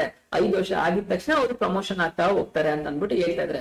ಸೊ ಈ ತರನೇ ಆರ್ಗನೈಸೇಷನ್ ಗಳಲ್ಲೂ, ದೊಡ್ಡ ದೊಡ್ಡ ಕಾರ್ಪೊರೇಟ್ ಗಳಲ್ಲೂ ಬೇಸ್ಡ್ ಆನ್ ಅವ್ರ ಸ್ಕಿಲ್ಸ್, ನಾಲೆಡ್ಜ್, ಟ್ಯಾಲೆಂಟ್ ಬೇಸ್ ಮೇಲೆ ಅವ್ರನ್ನ ಹೈಯರ್ ಪೋಸ್ಟ್ ಗೆ ಪ್ರಮೋಷನ್ ಮಾಡ್ತಕ್ಕಂತಹದ್ದು, ಅವ್ರ ಕೆರಿಯರ್ ಪ್ಲಾನಿಂಗ್ ಗೆ ತುಂಬಾ ಇಂಪಾರ್ಟೆಂಟ್ ಆದಂತಹದ್ದು ಮಾಡ್ಲಾಗತ್ತೆ. ಪ್ರಮೋಷನ್ ನ ಮಾಡ್ತಾರೆ ಅಂತ ಅಂದ್ಬಿಟ್ಟು ಹೇಳ್ತಾ ಇದ್ರೆ. ಫೈನಲ್ ಆಗಿ ಕಾಂಪನ್ಸೇಷನ್. ಒಂದು ಒಳ್ಳೆ ರೈಟ್ ಕ್ಯಾಂಡಿಡೇಟ್ ನ ಒಂದು ಆರ್ಗನೈಸೇಷನ್ ಗೆ ತಗೊಂಡಿದ್ದಾರೆ ಅಂತಂದ್ರೆ ಆತ ಆ ಆರ್ಗನೈಸೇಷನ್ ಅಲ್ಲಿ ವರ್ಕ್ ಮಾಡ್ಬೇಕು ಅಂತಂದ್ರೆ ಏನ್ ಮಾಡ್ಬೇಕು, ಅವನಿಗೆ ಒಳ್ಳೆ ಸಂಬಳನ ಕೊಡ್ಬೇಕಾಗತ್ತೆ. ಒಳ್ಳೆ ಸಂಬಳ ಕೊಡದೆ ಹೋದ್ರೆ ಅವನಿಗೆ ನಿಂತ್ಕೊಳ್ತಾನ, ಖಂಡಿತ ಅವನು ಆರ್ಗನೈಸೇಷನ್ ಅಲ್ಲಿ ನಿಲ್ಲೋದಿಲ್ಲ. ಆತ ಏನ್ ಮಾಡ್ತಾನೆ, ಅವನಿಗೆ ಒಳ್ಳೆ ಆಪರ್ಚುನಿಟಿ ಬಂತು ಅಂತಂದ್ರೆ ಮೂವ್ ಆಗ್ಬಿಡ್ತಾನೆ. ಸೊ ಹಾಗಾಗಿ ಒಬ್ಬ ಒಳ್ಳೆ ಅಪಾಯಿಂಟ್ ಆಗಿರ್ತಕ್ಕಂತಹ ಕ್ಯಾಂಡಿಡೇಟ್ಗೆ ಒಂದು ಒಳ್ಳೆ ಸಂಬಳ ಅಥವಾ ಕಾಂಪನ್ಸೇಷನ್ ನ ಕೊಡ್ಬೇಕಾಗತ್ತೆ ಅಂತ ಅಂದ್ಬಿಟ್ಟು ಹೇಳ್ತಾ ಇದ್ದಾರೆ. ಸೀದಾ ನಿಮ್ಮ ಸ್ಟಾರ್ಟಿಂಗ್ ಪ್ರೋಸೆಸ್ ಕಂಪ್ಲೀಟ್ ಆಗಿ ಅರ್ಥ ಆಯ್ತು. 8 ಸ್ಟೆಪ್ಸ್ ಬರ್ದು ಕಂಪ್ಲೀಟ್ ಆಗಿ ಎಕ್ಸ್ಪ್ಲೈನ್ ಮಾಡಿದ್ರೆ 8 ಮಾರ್ಕ್ಸ್ ಈಸಿಯಾಗಿ ಸ್ಕೋರ್ ಮಾಡಬಹುದು. ಈಸಿಯಾಗಿ ಕಾನ್ಸೆಪ್ಟ್ ಅರ್ಥ ಆಯ್ತು ಅಂತ ಅನ್ಕೊಂಡಿದೀನಿ. ಹಾಗಾದ್ರೆ ಕೆಲವು ಸಣ್ಣ ಪುಟ್ಟ ಏನ್ ಬರ್ತಾ ಹೋಗುತ್ತೆ, ನಿಮ್ಗೆ ಕಾನ್ಸೆಪ್ಟ್ ಗಳು ಬರ್ತಾ ಹೋಗುತ್ತೆ. ಅದ್ರದ್ದು ಮೀನಿಂಗ್ ಏನು ಅಂತ ಅಂದ್ಬಿಟ್ಟು ನೋಡೋಣ. Aspect of staffing. ನಾವು ಸಿಬ್ಬಂದಿಯನ್ನ ಒಂದು ಆರ್ಗನೈಸೇಷನ್ ಗೆ ತಗೊಳ್ತೀವಿ ಅಂತ ಹೇಳ್ತಾ ಇದೀವಲ್ವಾ, ಅದ್ರದ್ದು ಆಸ್ಪೆಕ್ಟ್ ಯಾವ ತರ ಇರುತ್ತೆ ಅಂತ ಅಂದ್ಬಿಟ್ಟು ನೋಡೋಣ. There are 3 aspect of staffing. Staffing ಅಲ್ಲಿ 3 ಆಸ್ಪೆಕ್ಟ್ ಇದೆ ಅಂತ ಅಂದ್ಬಿಟ್ಟು ಹೇಳ್ತಾ ಇದ್ರೆ. ರಿಕ್ರೂಟ್ಮೆಂಟ್ ಅಂತ ಅನ್ನೋದು ಫಸ್ಟ್ ಪ್ರೋಸೆಸ್, ಸೆಲೆಕ್ಷನ್ ಅಂತಕ್ಕಂತಹದ್ದು ಸೆಕೆಂಡ್ ಪ್ರೋಸೆಸ್, ಹಾಗೆ ಥರ್ಡ್ ಪ್ರೋಸೆಸ್ ಯಾವುದು ಅಂತಂದ್ರೆ ಟ್ರೈನಿಂಗ್ ಅಂತ ಅನ್ನೋದು. ಒಂದು ನಮ್ಮ ಆರ್ಗನೈಸೇಷನ್ಗೆ ಅಪ್ಲೈ ಮಾಡಕ್ಕೆ ಸ್ಟಿಮ್ಯುಲೇಟ್ ಮಾಡ್ತಕ್ಕಂತಹದ್ನ ರಿಕ್ರೂಟ್ಮೆಂಟ್ ಅಂತಾರೆ. ಅಪ್ಲೈ ಮಾಡಿರೋರಲ್ಲಿ ಯಾರ್ದು ದಿ ಬೆಸ್ಟ್ ಕ್ಯಾಂಡಿಡೇಟ್ ಇರ್ತಾರೆ ಅವರನ್ನ ಸೆಲೆಕ್ಟ್ ಮಾಡ್ತಕ್ಕಂತಹದ್ದು ಸೆಕೆಂಡ್ ಪ್ರೋಸೆಸ್ ಆಗಿರುತ್ತೆ. ಹಾಗೆ 3ನೇ ಆಸ್ಪೆಕ್ಟ್ ಅಪಾಯಿಂಟ್ ಆದಂತಹ ಎಂಪ್ಲಾಯಿಗಳಿಗೆ ಟ್ರೈನಿಂಗ್ ನ ಕೊಡ್ತಕ್ಕಂತಹದ್ದು 3 ಆಸ್ಪೆಕ್ಟ್ ಆಗಿರುತ್ತೆ ಅಂತ ಅಂದ್ಬಿಟ್ಟು ಹೇಳ್ತಾ ಇದಾರೆ. ಹಾಗಾದ್ರೆ ಪ್ಲೇಸ್ಮೆಂಟ್ ಅಂತಂದ್ರೆ ಏನು ಅಂತಂದ್ರೆ ಮೀನಿಂಗ್ ನ ನೋಡ್ಬಿಡೋಣ. Placement refer to the employee occupying the position or post which is the he or she has been selected. ಏನ್ ಹೇಳ್ತಿದ್ರೆ, ಪ್ಲೇಸ್ಮೆಂಟ್ ಅಂತ ಅಂದ್ರೆ ಖಾಲಿ ಇರ್ತಕ್ಕಂತಹ ಪೋಸ್ಟ್ ಏನಿದೆಯಲ್ಲ ಅದಕ್ಕೆ ಒಬ್ಬ ಹುಡುಗ ಅಥವಾ ಹುಡುಗಿ ಹಿ ಆರ್ ಶಿ ನ ಅಪಾಯಿಂಟ್ ಮಾಡ್ತಕ್ಕಂತಹದ್ನೇ ಪ್ಲೇಸ್ಮೆಂಟ್ ಅಂತ ಹೇಳ್ತಾರೆ ಅಂತ ಅನ್ನೋದು ನಿಮ್ಗೆ ಅರ್ಥ ಆಯ್ತು. What you mean by placement ಅಂತಂದ್ರೆ ನೀವು ಈ ಮೀನಿಂಗ್ ನ ಬರಿಬೇಕಾಗುತ್ತೆ. Placement refer to the employee occupying the position or post for which he or she has been selected ಅಂತ ಅಂದ್ಬಿಟ್ಟು ಬರಿಬೇಕಾಗುತ್ತೆ. ಹಾಗಾದ್ರೆ ಓರಿಯೆಂಟೇಶನ್ ಅಂತಂದ್ರೆ ಏನು? ಏನ್ ಓರಿಯೆಂಟೇಶನ್ ಅಂತಂದ್ರೆ orientation is introducing the selected employee to the other employees and familiar him or her with the rules and policies of the organization. ಏನ್ ಹೇಳಿದ್ರು ಆಗ್ಲೇನೆ select ಮಾಡ್ಬೇಕು ಅಂತ ಅಂದ್ಬಿಟ್ಟು ಹೇಳಿದ್ರು. ಸೆಲೆಕ್ಟ್ ಮಾಡಿದಂತ ಎಂಪ್ಲಾಯಿಗೆ ಪ್ಲೇಸ್ಮೆಂಟ್ ಮಾಡಿದ್ರು, ಅಂದ್ರೆ ಅಪಾಯಿಂಟ್ಮೆಂಟ್ ಲೆಟರ್ ನ ಕೊಟ್ರು. ಅಪಾಯಿಂಟ್ಮೆಂಟ್ ಲೆಟರ್ ಕೊಟ್ಟಾದ್ಮೇಲೆ ಆತನಿಗೆ ಓರಿಯೆಂಟೇಶನ್ ಪ್ರೋಗ್ರಾಮ್ ನ ಮಾಡ್ಬೇಕಾಗತ್ತೆ. ಏನ್ ಓರಿಯೆಂಟೇಶನ್ ಪ್ರೋಗ್ರಾಮ್ ಅಂತಂದ್ರೆ ಆತ ಆರ್ಗನೈಸೇಷನ್ ಗೆ ಹೊಸಬಾಗಿರ್ತಾನೆ, ಕರೆಕ್ಟಾ? ಆತನನ್ನ ಇಡೀ ಎಂಟೈರ್ ಆರ್ಗನೈಸೇಷನ್ ಅಲ್ಲಿ ಯಾವ್ಯಾವ ಡಿಪಾರ್ಟ್ಮೆಂಟ್ ಗಳಿದೆ ಅವ್ರಿಗೆ ಪರಿಚಯ ಮಾಡ್ಕೊಳ್ಳೋದಾಗಿರುತ್ತೆ. ಇಂಥ ಹೊಸ ಎಂಪ್ಲಾಯಿ ಇಂಥ ಡಿಪಾರ್ಟ್ಮೆಂಟ್ ಗೆ ಜಾಯಿನ್ ಆದ್ರು ಅಂತ ಅಂದ್ಬಿಟ್ಟು ಇಲ್ಲಿ ನೋಡಿ, ಇಲ್ಲಿ selected employee to other employee, ಬೇರೆ ಎಂಪ್ಲಾಯಿ. ಯಾಕಂತಂದ್ರೆ ಅವ್ನು ಕೆಲಸ ಮಾಡ್ಬೇಕಂತಂದ್ರೆ ಎಲ್ಲರೂ ಮ್ಯೂಚುವಲ್ ಅಂಡರ್ಸ್ಟ್ಯಾಂಡಿಂಗ್ ಅಲ್ಲೇ ಮಾಡ್ಬೇಕಾಗುತ್ತೆ. ಸೊ ಅವನನ್ನ ಬೇರೆಯವ್ರಿಗೆ ಪರಿಚಯ ಮಾಡಿಸ್ಕೊಡ್ಬೇಕಾಗತ್ತೆ, ಅವನನ್ನ ಫೆಮಿಲಿಯರ್ ಮಾಡಿಸ್ಕೊಬೇಕಾಗತ್ತೆ. ಅವನು ಅಥವಾ ಅವಳು ಯಾರು ಜಾಯಿನ್ ಆಗಿರ್ತಾರೆ ಆರ್ಗನೈಸೇಷನ್ಗೆ, ಅದ್ರ ಜೊತೆಗೆ ಆರ್ಗನೈಸೇಷನ್ ಅಲ್ಲಿ ಇರ್ತಕ್ಕಂತಹ ರೂಲ್ಸ್ ಪಾಲಿಸಿಗಳನ್ನ ಆರ್ಗನೈಸೇಷನ್ ಆ ಹೊಸದಾಗಿ ಅಪಾಯಿಂಟ್ ಆಗಿರ್ತಂತಹ ಎಂಪ್ಲಾಯಿಗೆ ಹೇಳ್ಬೇಕಾಗುತ್ತೆ. ಅದನ್ನ ಓರಿಯೆಂಟೇಶನ್ ಅಂತ ಕರೀತಾರೆ. ಹಾಗಾದ್ರೆ ರಿಕ್ರೂಟ್ಮೆಂಟ್ ಅಂತ ಏನು ಅನ್ನೋದ್ರದ ಮೀನಿಂಗ್ ನೋಡ್ಬಿಡೋಣ. Recruitment refer to the process of finding possible candidate for a job or a function. ಏನ್ ಹೇಳ್ತಿದ್ರೆ ರಿಕ್ರೂಟ್ಮೆಂಟ್ ಅಂತ ಅನ್ನೋದು process. Recruitment refer to a process, ಅದೊಂದು ಪ್ರೋಸೆಸ್ ಅಂತ ಹೇಳ್ತಾ ಇದ್ರೆ ಕೆಲಸಗಳು ನಡೆಯುತ್ತೆ ಅಂತ ಅಂದ್ಬಿಟ್ಟು ಹೇಳ್ತಾರೆ. Finding possible candidate for job, ಒಂದು ಜಾಬ್ಗೆ ಬೇಕಾದಂತಹ ಒಂದು ಕ್ಯಾಂಡಿಡೇಟ್ ನ ಸೆಲೆಕ್ಟ್ ಮಾಡ್ತಕ್ಕಂತಹದ್ನೇ ರಿಕ್ರೂಟ್ಮೆಂಟ್ ಅಂತ ಹೇಳ್ತಾ ಇದ್ರೆ. ಫಂಕ್ಷನ್ ಇನ್ನೂ ಸಿಂಪಲ್ ಆಗಿ ಹೇಳ್ಬೇಕು ಅಂತಂದ್ರೆ recruitment is the process of searching for prospective employee and stimulating them to apply for the job in an organisation. ಏನ್ ಹೇಳ್ತದೆ ರಿಕ್ರೂಟ್ಮೆಂಟ್ ಅಂತಂದ್ರೆ process searching of prospective employee. ಏನ್ ಸರ್ಚಿಂಗ್ ಆಫ್ ಪ್ರಾಸ್ಪೆಕ್ಟಿವ್ ಎಂಪ್ಲಾಯಿ ಅಂತಂದ್ರೆ ಈಗ ಎಷ್ಟೋ ಜನ ಕ್ವಾಲಿಫಿಕೇಶನ್ ಮುಗಿಸಿರೋರು ಇರ್ತಾರೆ, ಅವರು ಕಾಯ್ತಾ ಇರ್ತಾರೆ ಒಂದು ಎಂಪ್ಲಾಯ್ಮೆಂಟ್ ಆಪರ್ಚುನಿಟಿ ಸಿಕ್ಕಿದ್ರೆ ಅಲ್ಲಿಗೆ ಜಂಪ್ ಆಗೋಣ ಅಂತ ಅಂದ್ಬಿಟ್ಟು. ಅಂತ ಪ್ರಾಸ್ಪೆಕ್ಟಿವ್ ಎಂಪ್ಲಾಯೀಸ್ ಅಂತಂದ್ರೆ ಅವ್ರಿಗೆ ರಿಕ್ವೈರ್ಮೆಂಟ್ ಇರುತ್ತೆ, ಜಾಬ್ ರಿಕ್ವೈರ್ಮೆಂಟ್ ಇರುತ್ತೆ ಅಂತ ಅಂದ್ಬಿಟ್ಟು, ನಥಿಂಗ್ ಬಟ್ ಉದ್ಯೋನ್ಮುಖ ಅಂತಾನು ಅಂತಂತಾರೆ. ಸೊ ನಿಮ್ಗೆ ಇನ್ನು ಈಸಿಯಾಗಿ ಅರ್ಥ ಮಾಡ್ಕೊಳ್ಬೇಕು ಅಂತಂದ್ರೆ ಕ್ವಾಲಿಫೈಡ್ ಕ್ಯಾಂಡಿಡೇಟ್ ಗಳು ಇರ್ತಾರೆ, ಅವ್ರನ್ನ ಇರ್ತಕ್ಕಂತಹ ಪೋಸ್ಟ್ ಗೆ ಅಪ್ಲೈ ಮಾಡೋ ತರ ಮಾಡ್ಸಂತದ್ದೇ ರಿಕ್ರೂಟ್ಮೆಂಟ್ ಅಂತ ಹೇಳ್ತಾ ಇದ್ರೆ. ಸ್ಟಿಮ್ಯುಲೇಟಿಂಗ್ ಅವ್ರಿಗೆ ಅಪ್ಲೈ ಮಾಡ್ಸಕ್ತಾರ ಮಾಡ್ಸಂತದ್ದು, recruiting them to apply for the organisation in organisation. ಏನ್ ಹೇಳ್ತಾ ಇದ್ರೆ ಆರ್ಗನೈಸೇಷನ್ ಅಲ್ಲಿ ಇರ್ತಕ್ಕಂತಹ ಪೋಸ್ಟ್ ಖಾಲಿ ಇರ್ತಕ್ಕಂತಹ ಅದಕ್ಕೆ ಯಾರ್ಯಾರು ಕ್ಯಾಂಡಿಡೇಟ್ ಇರ್ತಾರೆ ಅವರು ಅಪ್ಲೈ ಮಾಡ್ತಕ್ಕಂತಹದ್ನೇ ರಿಕ್ರೂಟ್ಮೆಂಟ್ ಅಂತ ಹೇಳ್ತಾರೆ ಅನ್ನೋದು ಗೊತ್ತಾಯ್ತು. ಇವೆಲ್ಲ 2 ಮಾರ್ಕ್ಸ್ ಗೆ ಕೇಳ್ತಕ್ಕಂತಹ ಚಾನ್ಸಸ್ ಇರುತ್ತೆ ಗೈಸ್. ಎಲ್ಲವನ್ನ ಬರ್ಕೊಂಡಿದ್ದೀರಾ ಅಂತ ಅಂದ್ಬಿಟ್ಟು ನಾನು ಅಚೀವ್ ಮಾಡ್ತೀನಿ. ಗೈಸ್ ನಿಮ್ಗೆ ಆಗ್ಲೇ ಕಾಣಿಸ್ತಿಲ್ಲ ಅಂತಂದ್ರೆ ಸಾರಿ, ನಾನು ನಿಮ್ಗೊಂದು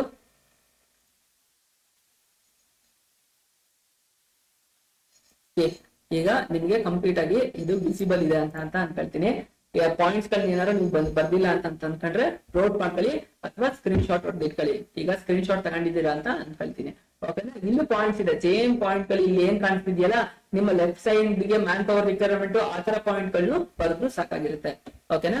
ಸ್ಕ್ರೀನ್ ಶಾಟ್ ತಗೊಂಡ್ರ? ಎಸ್. ಸೊ ನೆಕ್ಸ್ಟ್ ಸ್ಲೈಡ್ ನಿಮ್ಗೆ ಯಾವ್ದು ಬರುತ್ತೆ ಇದನ್ನು ಸ್ಕ್ರೀನ್ ಶಾಟ್ ತಗೊಳ್ಳಿ. ಈಗ ಫಸ್ಟ್ ಸ್ಕ್ರೀನ್ ಶಾಟ್ ತಗೊಳ್ಳಿ. ಈಗ ನಾನು ಸ್ಲೈಡ್ ಅನ್ನ ಮೇಲೆ ಹಾಕೊಳ್ತೀನಿ. ಈಗ ಇನ್ನೊಂದು ಸ್ಕ್ರೀನ್ ಶಾಟ್ ತಗೊಂಡು ಇಟ್ಕೊಳ್ಳಿ. ಸೊ ನಿಮ್ಗೆ ಈಸಿಯಾಗಿ ಅರ್ಥ ಆಗುತ್ತೆ, ಕಾನ್ಸೆಪ್ಟ್ ಕ್ಲೀನ್ ಆಗಿ ಅರ್ಥ ಆಯ್ತು ಅಂತ ಅನ್ನೋದನ್ನು ಅನ್ಕೊಳ್ತೀನಿ. ಹಾಗಾದ್ರೆ ನೆಕ್ಸ್ಟ್ ಕಾನ್ಸೆಪ್ಟ್ಗಳು ಮತ್ತೇನೆ ಏನ್ ಹೇಳ್ತಾ ಹೋಗುತ್ತೆ ಅನ್ನೋದನ್ನ ಚೆಕ್ ಮಾಡ್ತಾ ಹೋಗೋಣ. ಹಾಗಾದ್ರೆ ನಾವು ಆಗ್ಲೇ ಹೇಳಿದೀನಿ ಏನು ರಿಕ್ರೂಟ್ಮೆಂಟ್ ಅಂತಂದ್ರೆ ಇರ್ತಕ್ಕಂತ ಆರ್ಗನೈಸೇಷನ್ ಅಲ್ಲಿ ಇರ್ತಕ್ಕಂತಹ ಪೋಸ್ಟಿಂಗ್ ಏನಿದೆ ಅದಕ್ಕೆ ಎಂಪ್ಲಾಯಿಗಳನ್ನ ಕ್ಯಾಂಡಿಡೇಟ್ ಸ್ಟಿಮ್ಯುಲೇಟ್ ಮಾಡಿ ಅಪ್ಲೈ ಮಾಡೋ ತರ ಮಾಡ್ಕೊಳ್ಳೋಂತಹದ್ದಾಗಿರುತ್ತೆ ಅಂತ ಅಂದ್ಬಿಟ್ಟು. ಸೊ ಇಂಥ ರಿಕ್ರೂಟ್ಮೆಂಟ್ ಅಲ್ಲಿ ಯಾವ ತರದ್ದು ಮೆಥಡ್ ಗಳು ಇರುತ್ತೆ ಅಂತ ಅಂದ್ಬಿಟ್ಟು ನೋಡ್ತಾ ಹೋಗೋಣ. ರಿಕ್ರೂಟ್ಮೆಂಟ್ ಅಲ್ಲಿ 2 ಮೆಥಡ್ ಅಲ್ಲಿ ಮಾಡ್ಬೋದು. ಒಂದು ಆರ್ಗನೈಸೇಷನ್ಗೆ ಬೇಕಾದಂತಹ ಎಂಪ್ಲಾಯಿಗಳನ್ನ 2 ವಿಧದಲ್ಲಿ ತಗೊಳ್ಬಹುದು. ಯಾವ ತರ ತಗೊಳ್ಬಹುದು? ಒಂದು ಇಂಟರ್ನಲ್, ಬರ್ಕೊಳ್ಳಿ, ಇದು ತುಂಬಾ ಇಂಪಾರ್ಟೆಂಟ್ ಗೈಸ್. ಇಲ್ಲಿ ನೋಡಿ, ಇಲ್ಲಿ ಸೋರ್ಸ್ ಆಫ್ ರಿಕ್ರೂಟ್ಮೆಂಟ್ ಅಲ್ಲಿ ಎರಡು method, internal source and external. Guys, ಇದು ತುಂಬಾ ಇಂಪಾರ್ಟೆಂಟ್, ಸೋರ್ಸ್ ಆಫ್ ರಿಕ್ರೂಟ್ಮೆಂಟ್. ಈ ಸೋರ್ಸ್ ಆಫ್ ರಿಕ್ರೂಟ್ಮೆಂಟ್ 8 ಮಾರ್ಕ್ಸ್ ಗೆ ಕೇಳ್ತಕ್ಕಂತಹ ಚಾನ್ಸಸ್ ಇರುತ್ತೆ. ಅರ್ಥ ಮಾಡ್ಕೊಳ್ಳಿ, 8 ಮಾರ್ಕ್ಸ್ ಗೆ ಕೇಳ್ತಕ್ಕಂತಹ ಚಾನ್ಸ್ ಇರುತ್ತೆ. ಯಾಕಂತಂದ್ರೆ ಪಾಯಿಂಟ್ಸ್ ಗಳು ತುಂಬಾನೇ ಜಾಸ್ತಿ ಇದೆ. ಎರಡು ವಿಧವಾಗಿ ರಿಕ್ರೂಟ್ಮೆಂಟ್ ಪ್ರೋಸೆಸ್ ನಡೆಯುತ್ತೆ, ಇಂಟರ್ನಲ್ ಸೋರ್ಸ್ ಆಫ್ ರಿಕ್ರೂಟ್ಮೆಂಟ್ ಮತ್ತೆ ಎಕ್ಸ್ಟರ್ನಲ್ ಸೋರ್ಸ್ ಆಫ್ ರಿಕ್ರೂಟ್ಮೆಂಟ್ ಅಂತ ಅಂದ್ಬಿಟ್ಟು. So internal source of recruitment ಅದರಲ್ಲಿ ಅಂಡರ್ ಅಲ್ಲಿ ಬರ್ತಕ್ಕಂತಹದ್ದು ಯಾವುದು, ಎಕ್ಸ್ಟರ್ನಲ್ ಸೋರ್ಸ್ ಅಲ್ಲಿ ರಿಕ್ರೂಟ್ಮೆಂಟ್ ಬರ್ತಕ್ಕಂತಹದ್ದು ಯಾವುದು ಅನ್ನೋದನ್ನ ಕಂಪ್ಲೀಟ್ ಆಗಿ ಅರ್ಥ ಮಾಡ್ಕೊಳ್ತಾ ಹೋಗೋಣ. ಸೊ ನಾನು ಆಗ್ಲೇನೆ ಹೇಳ್ಕೊಂಡಿದ್ದೀನಿ, ಈ ಕಾನ್ಸೆಪ್ಟ್ ಸೆಲೆಕ್ಷನ್ ಆಗ್ಲೇ ಬರೋದ್ನಲ್ಲ, ಈ ಇಂಟರ್ನಲ್ ಮತ್ತೆ ಎಕ್ಸ್ಟರ್ನಲ್ ಅಂತ ಅನ್ನೋದು ಇಲ್ಲಿಗೆ ಬರುತ್ತೆ. ಓಕೆನಾ, ರಿಕ್ರೂಟ್ಮೆಂಟ್ ಅನ್ನ ಕಾನ್ಸೆಪ್ಟ್ ಬರುತ್ತೆ, 8 ಮಾರ್ಕ್ಸ್ ಗೆ ಬರ್ತಕ್ಕಂತಹದ್ದು. ಓಕೆನಾ, ಈ ಕಾನ್ಸೆಪ್ಟ್ 8 ಮಾರ್ಕ್ಸ್, ಇಂಟರ್ನಲ್ ಮತ್ತೆ ಎಕ್ಸ್ಟರ್ನಲ್ ಅಂತ ಅನ್ನೋದು. ಹಾಗಾದ್ರೆ ಈಗ ಕಾನ್ಸೆಪ್ಟ್ ನ ನೋಡ್ತಾ ಇದ್ದೀವಿ. ಇಂಟರ್ನಲ್ ಸೋರ್ಸ್ ಆಫ್ ರಿಕ್ರೂಟ್ಮೆಂಟ್ ಯಾವ್ದಿದೆ, ಇಂಟರ್ನಲ್ ಸೋರ್ಸ್ ಆಫ್ ರಿಕ್ರೂಟ್ಮೆಂಟ್ ಅನ್ನೋದನ್ನ ಒನ್ ಬೈ ಒನ್ ನೋಡ್ತಾ ಹೋಗೋಣ. ಟ್ರಾನ್ಸ್ಫರ್ ಏನ್ ಹೇಳ್ತಿದ್ರೆ, ಇಂಟರ್ನಲ್ ಹೆಸರಲ್ಲೇ ಹೇಳ್ತಾ ಇದೆ, ಎರಡು ವಿಧವಾಗಿ ರಿಕ್ರೂಟ್ಮೆಂಟ್ ನ ಮಾಡ್ಕೊಳ್ಬಹುದು ಅಂತ ಅಂದ್ಬಿಟ್ಟು. ಒಂದು ಇಂಟರ್ನಲ್ ಆಗಿ ಮತ್ತೆ ಎಕ್ಸ್ಟರ್ನಲ್ ಆಗಿ. ಇಂಟರ್ನಲ್ ಆಗಿ ಅಂತಂದ್ರೆ ಒಂದು ಆರ್ಗನೈಸೇಷನ್ ಅಲ್ಲೇ ಇರ್ತಕ್ಕಂತಹ ಎಂಪ್ಲಾಯಿಗಳನ್ನ ರಿಕ್ರೂಟ್ ಮಾಡ್ಕೊಳ್ತಕ್ಕಂತಹದ್ದು. ಯಾವ ತರ ಅಂತ ಹೇಳ್ತೀನಿ. ಹಾಗೆ ಒಂದು ರಿಕ್ರೂಟ್ಮೆಂಟ್ ಪ್ರೊಸೆಸ್ ಏನ್ ಹೇಳ್ತು, ಇರ್ತಕ್ಕಂತಹ ಎಂಪ್ಲಾಯ್ ಆರ್ಗನೈಸೇಷನ್ ಅಲ್ಲಿ ಈಗಾಗಲೇ ಇರ್ತಕ್ಕಂತಹ ಎಂಪ್ಲಾಯಿಗಳಿಗೆ ಸಂಬಂಧಪಟ್ಟಿದ್ದು ಅಂತ ಅಂದ್ಬಿಟ್ಟು ಹೇಳ್ತಾ ಇದ್ದಾರೆ. ಇನ್ನೊಂದು ಮೆಥಡ್ ಅಲ್ಲಿ ರಿಕ್ರೂಟ್ಮೆಂಟ್ ಏನಂತ ಹೇಳ್ತಿದೆ, ಎಕ್ಸ್ಟರ್ನಲ್ ಸೋರ್ಸ್, ಹೊರಗಿನವರು ಎಂಪ್ಲಾಯ್ ಆರ್ಗನೈಸೇಷನ್ ಅಲ್ಲಿ ಇಲ್ದೇ ಇರೋರ್ನ ಬಿಟ್ಟು ಹೊರಗಿರೋರ್ನ ಸೆಲೆಕ್ಟ್ ಮಾಡ್ತಕ್ಕಂತಹದ್ದು ಅಂತ ಹೇಳ್ತಾ ಇದ್ದಾರೆ. ಹಾಗಾದ್ರೆ ಈ ಇಂಟರ್ನಲ್ ಸೋರ್ಸ್ ಆಫ್ ರಿಕ್ರೂಟ್ಮೆಂಟ್ ಅಂತಂದ್ರೆ ಏನು, ಅದ್ರಲ್ಲಿ ಯಾವ ಬರುತ್ತೆ ಅಂತ ಅಂದ್ಬಿಟ್ಟು ನೋಡೋಣ. ಇಂಟರ್ನಲ್ ಅಂತಂದ್ರೆ ಅರ್ಥ ಆಯ್ತು, ಈಗಾಗಲೇ ಇರ್ತಕ್ಕಂತಹ ಆರ್ಗನೈಸೇಷನ್ ಅಲ್ಲಿ ಈಗಾಗಲೇ ಎಕ್ಸಿಸ್ಟಿಂಗ್ ಎಂಪ್ಲಾಯೀಸ್ ಯಾರಿರ್ತಾರೆ ಅವ್ರನ್ನ ಮತ್ತೆನೆ ಬೇರೆ ಪೋಸ್ಟ್ ಗೆ ಕಳ್ಸಿಕೊಡ್ತಕ್ಕಂತಹದ್ದಾಗಿರುತ್ತೆ. ಅದ್ರಲ್ಲಿ ಯಾವ್ಯಾವ ಮೆಥಡ್ ಅಂತ ಅಂದ್ಬಿಟ್ಟು ಅರ್ಥ ಮಾಡ್ಕೊಳ್ಳೋಣ. Transfer refer to shifting of an employee from one job to another or from one department to another without substantial changes in its status, responsibility and pay. ಏನ್ ಹೇಳ್ತಿದ್ರೆ, ಈ ಫೋಟೋದಲ್ಲಿ ನೋಡಿದಾಗ ನಿಮ್ಗೆ ಗೊತ್ತಾಗುತ್ತೆ, ಇಡೀ ಆರ್ಗನೈಸೇಷನ್ ಗಳಲ್ಲಿ ಎಂಪ್ಲಾಯಿಗಳು ವರ್ಕ್ ಮಾಡ್ತಾರೆ. ಅಲ್ಲಿ ಯಾವ್ದೋ ಡಿಪಾರ್ಟ್ಮೆಂಟ್ ಅಲ್ಲಿ ಯಾವ್ದೋ ಒಂದು ಪೋಸ್ಟ್ ಖಾಲಿ ಆಗುತ್ತೆ.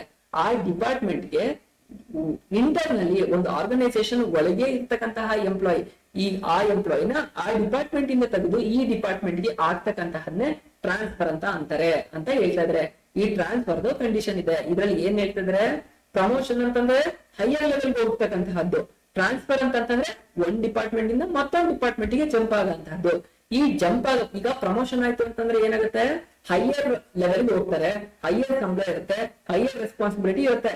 ಬಟ್ ಟ್ರಾನ್ಸ್ಫರ್ ಅಂತಂದ್ರೆ ಒಂದ್ ಡಿಪಾರ್ಟ್ಮೆಂಟ್ ಅಲ್ಲಿ ಹೋಗ್ತಾ ಇರ್ತಾರೆ, ಇನ್ನೊಂದು ಡಿಪಾರ್ಟ್ಮೆಂಟ್ ಗೆ ಜಂಪ್ ಆಗ್ತಾರೆ. ಆದ್ರೆ ಇದರಲ್ಲಿ ಸ್ಯಾಲರಿ ಕಮ್ಮಿ ಆಗೋದಾಗ್ಲಿ, ರೆಸ್ಪಾನ್ಸಿಬಿಲಿಟಿ ಆಗ್ಲಿ ಯಾವ್ದು ಚೇಂಜಸ್ ಆಗಲ್ಲ. ಆ ಡಿಪಾರ್ಟ್ಮೆಂಟ್ ಗೆ ಹೋದಾಗ ಆತನು ಕೆಲಸ ಮಾಡ್ಬೇಕಾಗತ್ತೆ ಅಂತ ಅಂದ್ಬಿಟ್ಟು ಹೇಳ್ತಾ ಇದಾರೆ. ಒಂದೇನಾಯ್ತು, ಪ್ರಮೋಷನ್ ಅಂತಂದ್ರೆ ನೆಕ್ಸ್ಟ್ ಲೆವೆಲ್ ಕಳ್ಸ್ಕೊಡ್ತಿದ್ರು, ಜಾಸ್ತಿ ಸಂಬಳ ಇರ್ತಿತ್ತು, ಜಾಸ್ತಿ ರೆಸ್ಪಾನ್ಸಿಬಿಲಿಟಿ ಇರ್ತಿತ್ತು. ಈ ಟ್ರಾನ್ಸ್ಫರ್ ಅಂತಂದ್ರೆ ನೀವು ಕೇಳಿರ್ತೀರಾ, ನಿಮ್ಮ ರಿಲೇಟಿವ್ಸ್ ಆಗಿರ್ಬೋದು ಅಥವಾ ಇನ್ಯಾರೋ ಕಸಿನ್ಸ್ ಆಗಿರ್ಬೋದು ಬೇರೆ ಬ್ರಾಂಚಿಗೆ ಟ್ರಾನ್ಸ್ಫರ್ ಆದ್ರು ಅಂತ ಕೇಳ್ಬೋದು. ಎಂಪ್ಲಾಯಿಗಳು ಗೌರ್ಮೆಂಟ್ ಎಂಪ್ಲಾಯಿ ಇದ್ದವರು ನಾರ್ತ್ ಕರ್ನಾಟಕದಿಂದ ಸೌತ್ ಕರ್ನಾಟಕಕ್ಕೆ ಟ್ರಾನ್ಸ್ಫರ್ ಆದ್ರು ಅಂತ ಹೇಳ್ತಾ ಇರೋಂತಹ ಚಾನ್ಸಸ್ ಗಳು ಇರುತ್ತೆ. ಈ ಊರಿಂದ ಮತ್ತೊಂದು ಊರಿಗೆ, ಈ ಸಿಟಿಯಿಂದ ಬೆಂಗಳೂರಿಂದ ಮೈಸೂರಿಗಾಗ್ಲಿ, ಧಾರವಾಡಿಂದ ಹುಬ್ಳಿಗಾಗ್ಲಿ, ಈ ತರ ಬೇರೆ ಬೇರೆ ಕಡೆಗೆ ಟ್ರಾನ್ಸ್ಫರ್ ಆದ್ರು ಅಂತ ಅಂದ್ಬಿಟ್ಟು ಹೇಳ್ತಾ ಇರ್ತಾರೆ. ಸೊ ಟ್ರಾನ್ಸ್ಫರ್ ಅಂತಂತಂದ್ರೆ ಒಂದ್ ಡಿಪಾರ್ಟ್ಮೆಂಟ್ ಇಂದ ಮತ್ತೊಂದ್ ಡಿಪಾರ್ಟ್ಮೆಂಟ್ ಗೆ ಆಗಿರ್ಬೋದು. ಇದರಲ್ಲಿ ಸ್ಯಾಲರಿ ಕಮ್ಮಿ ಮಾಡೋದಾಗ್ಲಿ ಅಥವಾ ಹೈಕ್ ಮಾಡೋದಾಗ್ಲಿ ಇರೋದಿಲ್ಲ. ಒಂದ್ ಡಿಪಾರ್ಟ್ಮೆಂಟ್ ಇಂದ ಮತ್ತೊಂದು ಡಿಪಾರ್ಟ್ಮೆಂಟ್ ಗೆ ಅವನನ್ನ ಟ್ರಾನ್ಸ್ಫರ್ ಮಾಡ್ತಾರೆ, ಒಂದ್ ಪ್ಲೇಸ್ ಇಂದ ಮತ್ತೊಂದು ಪ್ಲೇಸ್ ಗೆ ಮಾಡ್ತಾರೆ ಅಂತ ಹೇಳ್ತಾ ಇದ್ದಾರೆ. ಸೊ ಟ್ರಾನ್ಸ್ಫರ್ ಅಂತಂದ್ರೆ ಏನು ಅಂತ ಅರ್ಥ ಆಯ್ತು. ಹಾಗಾದ್ರೆ ಪ್ರಮೋಷನ್ ಅಂತಂದ್ರೆ ಏನು, promotion leads to shifting an employee to higher position. ಏನ್ ಹೇಳ್ತಂದ್ರೆ ಹೈಯರ್ ಪೊಸಿಷನ್ ಗೆ ಇರ್ತಕ್ಕಂತಹದ್ದು.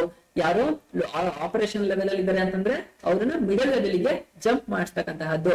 ಈಗ ಟೈರ್ 3 ಅಲ್ಲಿ ವರ್ಕ್ ಮಾಡ್ತಾ ಇದ್ರೆ ಅಂದ್ರೆ ಟೈರ್ 2 ಗೆ ಅವ್ರನ್ನ ಏನು ಪ್ರಮೋಷನ್ ಮಾಡ್ತಕ್ಕಂತಹದ್ದು. ಪ್ರಮೋಷನ್ ಅಂತಂದ್ರೆ ಮೇಲ್ ಕಂತಿಗೆ ಏರಿಸ್ತಕ್ಕಂತಹದ್ದು. Higher position carrying higher responsibility, facilities, status and pay. ಜಾಸ್ತಿ ಸಂಬಳ ಕೊಟ್ಟು, ಅವ್ರಿಗೆ ಜಾಸ್ತಿ ರೆಸ್ಪಾನ್ಸಿಬಿಲಿಟಿ ಕೊಟ್ಟು, ಜಾಸ್ತಿ ಫೆಸಿಲಿಟೀಸ್ ಗಳನ್ನ ಕೊಟ್ಟು ಅವ್ರನ್ನ ನೆಕ್ಸ್ಟ್ ಲೆವೆಲ್ ಗೆ ಕಳ್ತಕ್ಕಂತಹದನ್ನ ಪ್ರಮೋಷನ್ ಅಂತ ಹೇಳ್ತಾರೆ. Promotion is A vertical shifting of employee. ಮೇಲ್ಗಡೆ ಲೆವೆಲ್ ಗೆ ಕರ್ಸ್ತಕ್ಕಂತಹ ಪ್ರೋಸೆಸ್ ಆಗಿರುತ್ತೆ ಅಂತ ಅಂದ್ಬಿಟ್ಟು ಹೇಳ್ತಾ ಇದ್ರೆ. Promotion is given on the basis of knowledge, experience and skills of employee. Promotion ಯಾವ ಬೇಸ್ ಮೇಲೆ ಕೊಡ್ತಾರೆ? ಆತ ಎಂಪ್ಲಾಯಿ ಕೆಲಸ ಮಾಡಿ ನಾಲೆಡ್ಜ್ ಗೇನ್ ಆಗಿರುತ್ತೆ, ಎಕ್ಸ್ಪೀರಿಯನ್ಸ್ ಆಗಿರುತ್ತೆ, ಅವ್ನ ಟ್ಯಾಲೆಂಟ್ ಇರುತ್ತೆ, ಹಾಗಾಗಿ ಆತನ ನಾಲೆಡ್ಜ್ ಬೇಸ್ ಮೇಲೆ ಅವನನ್ನ ಪ್ರಮೋಷನ್ ಮಾಡ್ತಾರೆ ಅಂತ ಅಂದ್ಬಿಟ್ಟು ಹೇಳ್ತಾ ಇದ್ರೆ. Promotion help to improve the motivation, loyalty and satisfaction level of employee. ಏನ್ ಹೇಳ್ತಿದ್ರೆ, ಒಬ್ಬ ಎಂಪ್ಲಾಯಿನ ಪ್ರಮೋಷನ್ ಮಾಡಿದ್ದಾರೆ ಅಂತಂದ್ರೆ ಏನಾಗುತ್ತೆ, ಅವ್ರಿಗೆ ದೊಡ್ಡ ಲೆವೆಲ್ಗೆ ಹೋಗಿದೀವಿ ಅಂತ ಅಂದಾಗ, ಇಲ್ಲ ನಮ್ಮ ಪರ್ಫಾರ್ಮೆನ್ಸ್ ನ ನಾವಿನ್ನೂ ತುಂಬಾ ಚೆನ್ನಾಗಿ ಇಂಪ್ರೂವ್ ಮಾಡ್ಕೊಳ್ಬೇಕು, ನಮ್ಮ ವರ್ಕಿಂಗ್ ಕೆಪಾಸಿಟಿನ ನಾವ್ ಇನ್ಕ್ರೀಸ್ ಮಾಡ್ಬೇಕು, ನಮ್ಮ ಪ್ರೊಡಕ್ಟಿವಿಟಿನ ಇನ್ನೂ ಚೆನ್ನಾಗಿ ಕೊಡ್ಬೇಕು, ನಮ್ಗೆ ಮೋಟಿವೇಶನ್ ಸಿಗುತ್ತೆ. ಪ್ರಮೋಷನ್ ಮಾಡ್ಬೇಕು, ಖುಷಿ ಆಗುತ್ತಲ್ವಾ, ಸ್ಯಾಲರಿ ಜಾಸ್ತಿ ಆಗಿರುತ್ತೆ, ಎಲ್ಲ ಬೆನಿಫಿಟ್ಸ್ ಇನ್ನೂ ಜಾಸ್ತಿ ಸಿಗ್ತಾ ಹೋಗುತ್ತೆ, ಅವಾಗ ಎಂಪ್ಲಾಯಿ ಪರ್ಫಾರ್ಮೆನ್ಸ್ ಜಾಸ್ತಿ ಆಗುತ್ತೆ ಅಂತ ಅಂದ್ಬಿಟ್ಟು ಹೇಳ್ತಾ ಇದಾರೆ. ಸೊ ಹಾಗಾಗಿ ನಿಮಗೆ ಇಂಟರ್ನಲ್ ಸೋರ್ಸ್ ಆಫ್ ರಿಕ್ರೂಟ್ಮೆಂಟ್ ಅಲ್ಲಿ ಇರ್ತಕ್ಕಂತಹದ್ದು, ಇಂಟರ್ನಲ್ ಸೋರ್ಸ್ ಆಫ್ ರಿಕ್ರೂಟ್ಮೆಂಟ್ ಅಲ್ಲಿ ಇರ್ತಕ್ಕಂತಹ ಎರಡು ಯಾವುದು, ಟ್ರಾನ್ಸ್ಫರ್ ಹಾಗೆ ಇನ್ನೊಂದು ಪ್ರಮೋಷನ್. ಕಂಪ್ಲೀಟ್ ಆಗಿ ಅರ್ಥ ಆಯ್ತು ಗೈಸ್. ಹಾಗಾದ್ರೆ ಈಗ ನಮ್ಗೆ ಟ್ರಾನ್ಸ್ಫರ್ ಅಂತಂದ್ರೆ ಏನು ಗೊತ್ತಾಯ್ತು, ಪ್ರಮೋಷನ್ ಅಂತಂದ್ರೆ ಗೊತ್ತಾಯ್ತು. ಇದು ಸೋರ್ಸ್ ಆಫ್ ರಿಕ್ರೂಟ್ಮೆಂಟ್ ಅಲ್ಲಿ, ಇಂಟರ್ನಲ್ ಸೋರ್ಸ್ ಆಫ್ ರಿಕ್ರೂಟ್ಮೆಂಟ್ ಅಲ್ಲಿ ಬರ್ತಕ್ಕಂತಹದ್ದು. ಹಾಗಾದ್ರೆ ಇಂಟರ್ನಲ್ಲಿ ಸೋರ್ಸ್ ಆಫ್ ರಿಕ್ರೂಟ್ಮೆಂಟ್ ಅವರನ್ನ ಮಾಡ್ಕೊಳ್ಳೋದ್ರಿಂದ ಆರ್ಗನೈಸೇಷನ್ಗೆ ಏನ್ ಮೆರಿಟ್ಸ್ ಮತ್ತೆ ಡಿಮೆರಿಟ್ಸ್, ಅಡ್ವಾಂಟೇಜ್ ಏನು ಅಥವಾ ಲಿಮಿಟೇಷನ್ಸ್ ಗಳು ಏನು ಅನ್ನೋದನ್ನ ಅರ್ಥ ಮಾಡ್ಕೊಳ್ಳೋಣ. ನಿಮಗೆ ಡಿಸ್ಪ್ಲೇ ಕಾಣಿಸ್ತಾ ಇದೆ ಅಂತ ಅನ್ಕೊಳ್ತೀನಿ, ಓಕೆನಾ. ಇಲ್ಲಿ ಸ್ಲೈಡ್ ನಿಮ್ಗೀಗ ಕಾಣಿಸ್ತಾ ಇದೆ. ಏನಿರುತ್ತೆ, ಇಂಟರ್ನಲ್ ಸೋರ್ಸ್ ಆಫ್ ರಿಕ್ರೂಟ್ಮೆಂಟ್ ನ ಒಂದು ಆರ್ಗನೈಸೇಷನ್ ಒಳಗೆ ಇರ್ತಕ್ಕಂತಹ ಎಂಪ್ಲಾಯಿನ ಅಪಾಯಿಂಟ್ ಮಾಡ್ಕೊಳ್ಳೋದ್ರಿಂದ ಏನ್ ಅಡ್ವಾಂಟೇಜ್ ಅಂತ ಅಂದ್ಬಿಟ್ಟು ಹೇಳ್ತಾ ಇದಾರೆ. ಎಂಪ್ಲಾಯಿ ಮೋಟಿವೇಶನ್, ಒಬ್ಬ ಎಂಪ್ಲಾಯಿನ ಪ್ರಮೋಷನ್ ಮಾಡಿದ್ರು ಅಂತಂದ್ರೆ ಏನಾಗುತ್ತೆ, ಅವನಿಗೆ ಮೋಟಿವೇಶನ್ ಸಿಗುತ್ತೆ, ನಾನ್ ಪೋಸ್ಟ್ ಜಾಸ್ತಿ ದೊಡ್ಡ ಲೆವೆಲ್ಗೆ ಹೋಗಿದ್ದೀನಿ ಅಂತ ಅಂದ್ಬಿಟ್ಟು ಬೇರೆಯವ್ರಿಗೆ ಹೈಯರ್ ಪೋಸ್ಟ್ ಹೋಗ್ಲಿಕ್ಕೆ ಅವರು ಪ್ರಯತ್ನವನ್ನ ಪಡ್ತಾರೆ, ಮೋಟಿವೇಟ್ ಆಗ್ತಾರೆ ಅಂತ ಅಂದ್ಬಿಟ್ಟು ಹೇಳ್ತಾ ಇದ್ರೆ. ಎಂಪ್ಲಾಯಿ ಲಾಯಲ್ಟಿ ಏನಿಲ್ಲ, employee loyalty second lower level ಇದ್ದವನು ಅಪ್ಪರ್ ಲೆವೆಲ್ ಹೋಗ್ರು ಅಂತಂದಾಗ ಅವ್ರಿಗೆ ಎಷ್ಟಿರುತ್ತೆ, ಖುಷಿ ಇರುತ್ತಲ್ವಾ, ನೆಕ್ಸ್ಟ್ ಲೆವೆಲ್ಗೆ ಲಾಯಲ್ಟಿ ಇರುತ್ತೆ. ಯಾಕಂತಂದ್ರೆ ಹೈಯರ್ ಲೆವೆಲ್ ಹೋದಾಗ ಅವ್ರ ಅಂಡರಲ್ಲಿ ಇನ್ನೂ ಒಂದಷ್ಟು ಜನ ಎಂಪ್ಲಾಯಿಗಳು ವರ್ಕ್ ಮಾಡ್ತಾ ಇರ್ತಾರೆ, ಅವಾಗ ಅವನಿಗೆ ಲಾಯಲ್ಟಿ ಇರುತ್ತೆ, ಆತ ಏನು ಇನ್ಸ್ಟ್ರಕ್ಷನ್ ಕೊಡ್ತಾನೆ ಆ ಪ್ರಕಾರ ನಡ್ಕೊಳ್ಬೇಕಾಗುತ್ತೆ. So internal source of recruitment ಎಂಪ್ಲಾಯಿಗೆ ಅಡ್ವಾಂಟೇಜಸ್ ಇದಿರುತ್ತೆ ಅಂತ ಅಂದ್ಬಿಟ್ಟು ಹೇಳ್ತಾ ಇದಾರೆ. ಕಾಸ್ಟ್ ಎಫೆಕ್ಟಿವ್ನೆಸ್, ಏನು ಒಂದು ಆರ್ಗನೈಸೇಷನ್ ಒಳಗೆ ಇರ್ತಕ್ಕಂತಹ ಒಂದು ಎಂಪ್ಲಾಯಿನ ಪ್ರಮೋಷನ್ ಮಾಡಿದ್ರು ಅಂತಂದ್ರೆ, ಈಗ ಒಬ್ರು ಡೈರೆಕ್ಟರ್ ಆಗ್ಲಿ ಅಥವಾ ಮ್ಯಾನೇಜರ್ ಆಗ್ಲಿ ಅಂತ ಅನ್ಕೊಳ್ಳಿ. ಈಗ ಇಲ್ಲಿ ಏನಿದ್ರು ಒಂದ್ 3-4 ವರ್ಷ ವರ್ಕ್ ಮಾಡ್ತಿರ್ತಕ್ಕಂತಹ ಥರ್ಡ್ ಲೆವೆಲ್ ಇರ್ತಕ್ಕಂತಹ ಒಬ್ರು ಎಂಪ್ಲಾಯಿ ಇದ್ದಾರೆ, ಅವ್ರನ್ನ 30,000 ರೂಪಾಯಿ ಸಂಬಳ ತಗೊಳ್ತಾ ಇದಾರೆ ಅಂತ ಅನ್ಕೊಳ್ಳಿ. ಈಗ ಮ್ಯಾನೇಜರ್ ಲೆವೆಲ್ ಪೋಸ್ಟ್ ಅಲ್ಲಿ ಆರ್ಗನೈಸೇಷನ್ ಖಾಲಿ ಆಯ್ತು ಅಥವಾ ಹೊಸದಾಗಿ ಸೃಷ್ಟಿ ಆಯ್ತು ಅಂತ ಅನ್ಕೊಳ್ಳಿ. ಇವನ್ಗೆ 3-4 ವರ್ಷದಿಂದ ಮಾಡಿ ಎಕ್ಸ್ಪೀರಿಯನ್ಸ್ ಇರುತ್ತೆ, ಇಲ್ಲಿ ಮ್ಯಾನೇಜರ್ ಪೋಸ್ಟ್ ಖಾಲಿ ಆಗಿರುತ್ತೆ. ಹೊರಗಿಂದ ಯಾರು ಹೊಸ ಎಂಪ್ಲಾಯಿಗಳನ್ನ ತಗೊಬರ್ತೀವಿ ಅಂತಂದ್ರೆ ಅವರು 60,000 70,000 ರೂಪಾಯಿ ಪೇ ಮಾಡ್ಬೇಕಾಗತ್ತೆ. ಬಟ್ ಇಲ್ಲಿ ಯಾರು ಎಕ್ಸ್ಪೀರಿಯನ್ಸ್ ಆಗಿದ್ದಾರೆ ಇವ್ರಿಗೆ ಇನ್ನು 10,000 20,000 ಎಕ್ಸ್ಟ್ರಾ ಪೇ ಮಾಡಿದಾಗ ಅವ್ರು ಏನ್ ಮಾಡ್ತಾರೆ, ಅವ್ರಿಗೆ ಎಕ್ಸ್ಪೀರಿಯನ್ಸ್ ಆಗಿರುತ್ತೆ, ನಾಲೆಡ್ಜ್ ಇರುತ್ತೆ, ಟ್ಯಾಲೆಂಟ್ ಇರುತ್ತೆ, ಅವ್ರಿಗೆ ಇನ್ನು ಕಾಸ್ಟ್ ಎಫೆಕ್ಟಿವ್ನೆಸ್ ಸಿಕ್ಬಿಡುತ್ತೆ. ಇಲ್ಲಿ ಇವ್ರಿಗೆ 60,000 ಪೇ ಮಾಡ್ಬೇಕು, ಹೊಸದಾಗಿ ಹೊರಗಿನವರು ಬರ್ತೀನಿ ಅಂತಂದ್ರೆ ಇವ್ರು 30,000 ಕೊಡ್ತಿದ್ದವ್ರಿಗೆ 40,000 ರೂಪಾಯಿ ಕೊಟ್ಟಾಗ ಅವ್ರಿಗೆ ಪ್ರಮೋಷನ್ ಮಾಡಿದಾಗ ಅವರು ಚೆನ್ನಾಗಿ ವರ್ಕ್ ಮಾಡ್ತಾರೆ. ಸೊ ಇದರಿಂದ ಆರ್ಗನೈಸೇಷನ್ಗೆ ಕಾಸ್ಟ್ ಎಫೆಕ್ಟಿವ್ನೆಸ್ ಆಗುತ್ತೆ ಅಂತ ಅಂದ್ಬಿಟ್ಟು ಹೇಳ್ತಾ ಇದಾರೆ. ಸಿಂಪ್ಲಿಫೈಡ್ ಪ್ರೋಸೆಸ್, ಏನು ಸಿಂಪ್ಲಿಫೈಡ್ ಪ್ರೋಸೆಸ್ ಅಂತಂದ್ರೆ, ನಾವು ಎಕ್ಸ್ಟರ್ನಲ್ ಸೋರ್ಸ್ ಆಫ್ ರಿಕ್ರೂಟ್ಮೆಂಟ್ ಹೋದಾಗ ತುಂಬಾ ಪ್ರೋಸೆಸ್ ನ ಫಾಲೋ ಮಾಡ್ಬೇಕಾಗತ್ತೆ. ಬಟ್ ಇಂಟರ್ನಲ್ ಇರೋರ್ನ ಪ್ರಮೋಷನ್ ಮಾಡ್ಬಿಟ್ರೆ ಏನಾಗುತ್ತೆ, ಪ್ರೋಸೆಸ್ ಕೆಲಸ ಕಮ್ಮಿ ಆಗುತ್ತೆ ಅಂತ ಅಂದ್ಬಿಟ್ಟು ಹೇಳ್ತಾ ಇದ್ರೆ. ಅದಾದ್ಮೇಲೆ ರಿಯಲಬಿಲಿಟಿ, ಏನ್ ರಿಯಲಬಿಲಿಟಿ ಅಂತಂದ್ರೆ, ಅವನು ಪ್ರಮೋಷನ್ ಆದ್ಮೇಲೆ ಅದರಿಂದ ಏನ್ ಅಡ್ವಾಂಟೇಜ್ ಆಗುತ್ತೆ, ಆರ್ಗನೈಸರ್ ಅವನಿಗೆ ಹೈಯರ್ ಪೋಸ್ಟ್ ಹೋಗಿದೀನಿ ಅಂತ ಒಂದು ಖುಷಿ ಇರುತ್ತೆ, ಮೋಟಿವೇಶನ್ ಸಿಕ್ಕಿರುತ್ತೆ, ಹಾಗೆ ಒಳ್ಳೆ ಕೆಲಸಗಳನ್ನ ಮಾಡ್ತಾ ಇರ್ತಾನೆ. ಅದರಿಂದ ಆರ್ಗನೈಸೇಷನ್ಗೆ ಹೆಲ್ಪ್ ಆಗಿ ಏನಾಗುತ್ತೆ, ಅದರಿಂದ ಅವ್ನು ಮೋಟಿವೇಟ್ ಆಗಿರ್ತಾನೆ, ಒಳ್ಳೆ ಪರ್ಫಾರ್ಮೆನ್ಸ್ ನ ತೋರಿಸ್ತಾ ಇರ್ತಾನೆ. ಸೊ ಆರ್ಗನೈಸೇಷನ್ಗೆ ತುಂಬಾ ಚೆನ್ನಾಗಿ ಇನ್ಕಮ್ ಬರ್ತಾ ಹೋಗುತ್ತೆ ಅಂತ ಅಂದ್ಬಿಟ್ಟು ಹೇಳ್ತಾ ಇದಾರೆ. ಟೈಮ್ ಸೇವಿಂಗ್, ಒಂದು ಆರ್ಗನೈಸೇಷನ್ ಒಳಗೆ ಇರ್ತಕ್ಕಂತಹ ಎಂಪ್ಲಾಯಿನ ಪ್ರಮೋಷನ್ ಮಾಡಿದ್ರು ಅಂತಂದ್ರೆ ಎಕ್ಸ್ಟರ್ನಲ್ ಗೆ ತುಂಬಾ ಟೈಮ್ ಬೇಕಾಗ್ತಿತ್ತು, ಬಟ್ ಒಳಗೆ ಇರುವಂತಹ ಎಂಪ್ಲಾಯಿಗಳನ್ನ ಪ್ರಮೋಷನ್ ಮಾಡೋದ್ರಿಂದ ಟೈಮ್ ಸೇವ್ ಆಯ್ತು ಅಂತ ಅಂದ್ಬಿಟ್ಟು ಹೇಳ್ತಾ ಇದಾರೆ. ಇದು ಇಂಟರ್ನಲ್ ಸೋರ್ಸ್ ಆಫ್ ರಿಕ್ರೂಟ್ಮೆಂಟ್ ಅಲ್ಲಿ ಇದ್ದಂತಹ ಮೆರಿಟ್ಸ್ ಗಳು ಅಥವಾ ಅಡ್ವಾಂಟೇಜಸ್ ಗಳು. ಈಗ ಇಂಟರ್ನಲ್ ಸೋರ್ಸ್ ಆಫ್ ರಿಕ್ರೂಟ್ಮೆಂಟ್ ಅಲ್ಲಿ ಇರ್ತಕ್ಕಂತಹ ಡಿಮೆರಿಟ್ಸ್ ಅಥವಾ ಲಿಮಿಟೇಷನ್ಸ್ ಗಳು ಏನು ಅನ್ನೋದನ್ನ ನೋಡೋಣ. ಲ್ಯಾಕ್ ಆಫ್ ಫ್ರೆಶ್ ಟ್ಯಾಲೆಂಟ್, ಏನ್ ಹೇಳ್ತಿದ್ರೆ, ಒಂದು ಟಾಪ್ ಮೋಸ್ಟ್ ಪೊಸಿಷನ್ ಯಾವ್ದೋ ಖಾಲಿ ಆಯ್ತು, ಅದಕ್ಕೆ ಇವರು ಇಂಟರ್ನಲ್ಲಿ ಇರೋರ್ನೇ ಪ್ರಮೋಷನ್ ಏನಾರ ಮಾಡ್ಬಿಟ್ರೆ ಅಥವಾ ಟ್ರಾನ್ಸ್ಫರ್ ಮಾಡ್ಬಿಟ್ರೆ ಏನಾಗುತ್ತೆ, ಹೊರಗೆ ಯಾರೋ ಒಬ್ಬ ಹೊಸ ಎಂಪ್ಲಾಯಿ ಇದ್ದ, ಕ್ಯಾಂಡಿಡೇಟ್ ಇದ್ದ, ಆತ ಇವ್ರಿಗೆ ಇರ್ತಕ್ಕಂತಹ ಅವ್ರಿಗೆ ಎಲ್ಲರಿಗಿಂತನೂ ತುಂಬಾ ಸ್ಕಿಲ್ಫುಲ್ ಇದ್ದ ಅಂತಂದ್ರೆ ಅವನು ಅಪಾಯಿಂಟ್ ಮಾಡ್ಕೊಳ್ಳಿಲ್ಲ ಅಂತಂದ್ರೆ ಏನಾಗುತ್ತೆ, ಅವನ ಸ್ಕಿಲ್ಸ್ ಈ ಆರ್ಗನೈಸೇಷನ್ಗೆ ಮಿಸ್ ಆಗ್ತಾ ಹೋಗುತ್ತೆ. ಸೊ ಹಾಗಾಗಿ ಏನ್ ಹೇಳ್ತಿದಾರೆ ಅಂತಂದ್ರೆ, ಲ್ಯಾಕ್ ಆಫ್ ಫ್ರೆಶ್ ಟ್ಯಾಲೆಂಟ್, ಹೊರಗೆ ಯಾರೋ ಒಬ್ಬ ಹೊಸ ಟ್ಯಾಲೆಂಟ್ ಇದ್ದ, ಅವನಿಗೆ ಆಪರ್ಚುನಿಟಿ ಸಿಗದೆ ಇರೋದು, ಮತ್ತೆ ಅದರಿಂದ ಇನ್ನೂ ಆರ್ಗನೈಸೇಷನ್ ಡೆವಲಪ್ ಆಗ್ತಿತ್ತು, ಅದು ಆರ್ಗನೈಸೇಷನ್ಗೆ ಮಿಸ್ ಆಗುತ್ತೆ ಅಂತ ಅಂದ್ಬಿಟ್ಟು ಹೇಳ್ತಿದ್ರೆ. ಎನ್ಕರೇಜಸ್ ಫೇವರಿಸಮ್, ಏನಾಗುತ್ತೆ ಈ ಆರ್ಗನೈಸೇಷನ್ ಇಂಟರ್ನಲ್ಲಿ ತಗೊಳ್ಬೇಕಾದ್ರೆ ಏನಾಗುತ್ತೆ, ಆ ಎಂಪ್ಲಾಯಿಗಳ ಫೇವರಿಸಮ್ ಇರುತ್ತೆ. ಹೆಂಗೆ ಅಂತಂದ್ರೆ, ಯಾರೋ ಇನ್ನೊಬ್ರು ಫೇವರ್ ಆಗಿ ಕೆಲಸ ಮಾಡ್ತಾ ಇರ್ತಾರೆ, ಅವಾಗ ಏನಾಗುತ್ತೆ, ಈಗ 10 ಜನ ಎಂಪ್ಲಾಯೀಸ್ ಗಳು ವರ್ಕ್ ಮಾಡ್ತಾ ಇರ್ತಾರೆ, 10 ಜನದಲ್ಲಿ ಯಾರೋ ಒಬ್ರನ್ನ ಪಿಕ್ ಮಾಡಿದಾಗ ಬೇರೆಯವ್ರಿಗೆ ಏನಾಗುತ್ತೆ, ಬೇಜಾರಾಗುತ್ತೆ. ಆಮೇಲೆ ಹೈಯರ್ ಅಥಾರಿಟಿ ಅವರು ಯಾರು ಸೆಲೆಕ್ಟ್ ಮಾಡ್ತಾರೆ, ಅವ್ರ ಫೇವ್ರೇಟ್ ಯಾರಿದ್ದಾರೆ, ಫೇವರಿಸಮ್ ಯಾರಿದ್ದಾರೆ, ಅವ್ರನ್ನ ಮಾತ್ರ ಮಾಡ್ದಂಗಾಗುತ್ತೆ. ಎಲ್ಲಾರ್ಗು ರೀಸನಬಲ್ ನ ಆನ್ಸರ್ ನ ಕೊಡ್ಲಿಕ್ಕೆ ಆಗೋದಿಲ್ಲ, ಅವ್ರಿಗೆ ಯಾರು ಇಷ್ಟ ಅವ್ರನ್ನ ಮಾತ್ರ ಅಪಾಯಿಂಟ್ ಮಾಡ್ಕೊಬಿಡ್ತಾರೆ. ಸೊ ಇಲ್ಲಿ ಪಾರ್ಶಿಯಾಲಿಟಿ ಉಂಟಾಗುತ್ತೆ ಅಂತ ಅಂದ್ಬಿಟ್ಟು ಹೇಳ್ತಿದ್ದಾರೆ. ಆ ಫೇವರಿಸಮ್ ಇದ್ದವ್ರು ಮಾತ್ರನೇ ಹೈಯರ್ ಪೋಸ್ಟ್ ಹೋಗ್ತಾರೆ. ಸೊ ಇದು ಇಂಟರ್ನಲ್ ಸೋರ್ಸ್ ಒಂದು ಲೂಪ್ ಹೋಲ್ಸ್ ಅಂತ ಅಂದ್ಬಿಟ್ಟು ಹೇಳ್ತಿದ್ರೆ, ಅಥವಾ ಲಿಮಿಟೇಷನ್ ಅಂತ ಹೇಳ್ತಿದ್ರೆ. ಲಿಮಿಟೆಡ್ ಸ್ಕೋಪ್, ಏನ್ ಹೇಳ್ತಿದ್ರೆ, ಇಂಟರ್ನಲ್ಲಿ ತಗೊಳ್ಳೋದ್ರಿಂದ ಲಿಮಿಟೆಡ್ ಆಗಿ ಸ್ಕೋಪ್ ಇರುತ್ತೆ. ಯಾರೋ ಹೊಸ ಟ್ಯಾಲೆಂಟೆಡ್ ಇರತ್ತವನ್ನ ತಗೊಬಂದು ತೋರಿಸಿದಾಗ ಏನಾಗುತ್ತೆ, ಅಥವಾ ಇನ್ನೂ ಚೆನ್ನಾಗಿ ಪರ್ಫಾರ್ಮೆನ್ಸ್ ತೋರಿಸ್ತಿದ್ನೇನೋ, ಇವ್ರನ್ನೇ ಪ್ರಮೋಷನ್ ಮಾಡಿದಾಗ ಸ್ಕೋಪ್ ಇನ್ನು ಕಮ್ಮಿ ಇರ್ಬೋದು ಅಂತ ಅಂದ್ಬಿಟ್ಟು ಹೇಳ್ತಾ ಇದ್ರೆ. ರೈಸಿಂಗ್ ಕಾನ್ಫ್ಲಿಕ್ಟ್ಸ್, ಏನ ರೈಸಿಂಗ್ ಕಾನ್ಫ್ಲಿಕ್ಟ್ಸ್ ಅಂತಂದ್ರೆ, ಇಂಟರ್ನಲ್ ಅವ್ರಿಗೆ ಯಾರನ್ನೋ ಒಬ್ರನ್ನ ಪ್ರಮೋಷನ್ ಮಾಡಿದಾಗ ಈ ಬೇರೆ ಇದ್ದವ್ರ ಜೊತೆ ಜಗಳ ಆಗ್ಬೋದು.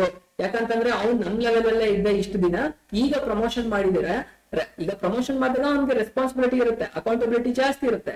ಆಗ ಇವ್ನು ಅಂಡರ್ ಅಲ್ಲಿ ಇದ್ದವ್ರ ಹತ್ರ ಕೆಲಸ ತೆಗೆಸ್ಬೇಕಾಗತ್ತೆ. ಅವ್ನು ಏನಾರು ಹೇಳ್ದ ಅಂತಂದ್ರೆ ಅವ್ರಿಗೆ ಮತ್ತೆ ಅವ್ರಿಗೆ ಜಗಳ ಆಗ್ತಕ್ಕಂತಹದ್ದು, ಕಾನ್ಫ್ಲಿಕ್ಟ್ ಕ್ರಿಯೇಟ್ ಆಗ್ತಕ್ಕಂತಹದ್ದು ಜಾಸ್ತಿ ಇರುತ್ತೆ ಅಂತ ಹೇಳ್ತಿದ್ರೆ. ಇದು ಇಂಟರ್ನಲ್ ಸೋರ್ಸ್ ಆಫ್ ರಿಕ್ರೂಟ್ಮೆಂಟ್ ಗೆ ಇರ್ತಕ್ಕಂತಹ ಅಡ್ವಾಂಟೇಜಸ್ ಮತ್ತೆ ಡಿಸ್ಅಡ್ವಾಂಟೇಜಸ್, ಅಥವಾ ಮೆರಿಟ್ಸ್ ಅಥವಾ ಲಿಮಿಟೇಷನ್ಸ್, ಹೇಗ್ ಬೇಕಾದ್ರೂ ಅನ್ಬೋದು. ಸೊ ನಿಮ್ಗೆ first part selection source of recruitment ಅಲ್ಲಿ ಫಸ್ಟ್ ಮೆಥಡ್ ಕಂಪ್ಲೀಟ್ ಆಯ್ತು, ಅದು ಇಂಟರ್ನಲ್ ಸೋರ್ಸ್ ಆಫ್ ರಿಕ್ರೂಟ್ಮೆಂಟ್. ಅರ್ಥ ಆಯ್ತಾ? ಸೊ ನಾವ್ ಈಗ ಎಕ್ಸ್ಟರ್ನಲ್ ಸೋರ್ಸ್ ಆಫ್ ರಿಕ್ರೂಟ್ಮೆಂಟ್ ಏನಿದೆಯಲ್ಲ ಆ ಟಾಪಿಕ್ ನ ನೋಡೋಣ.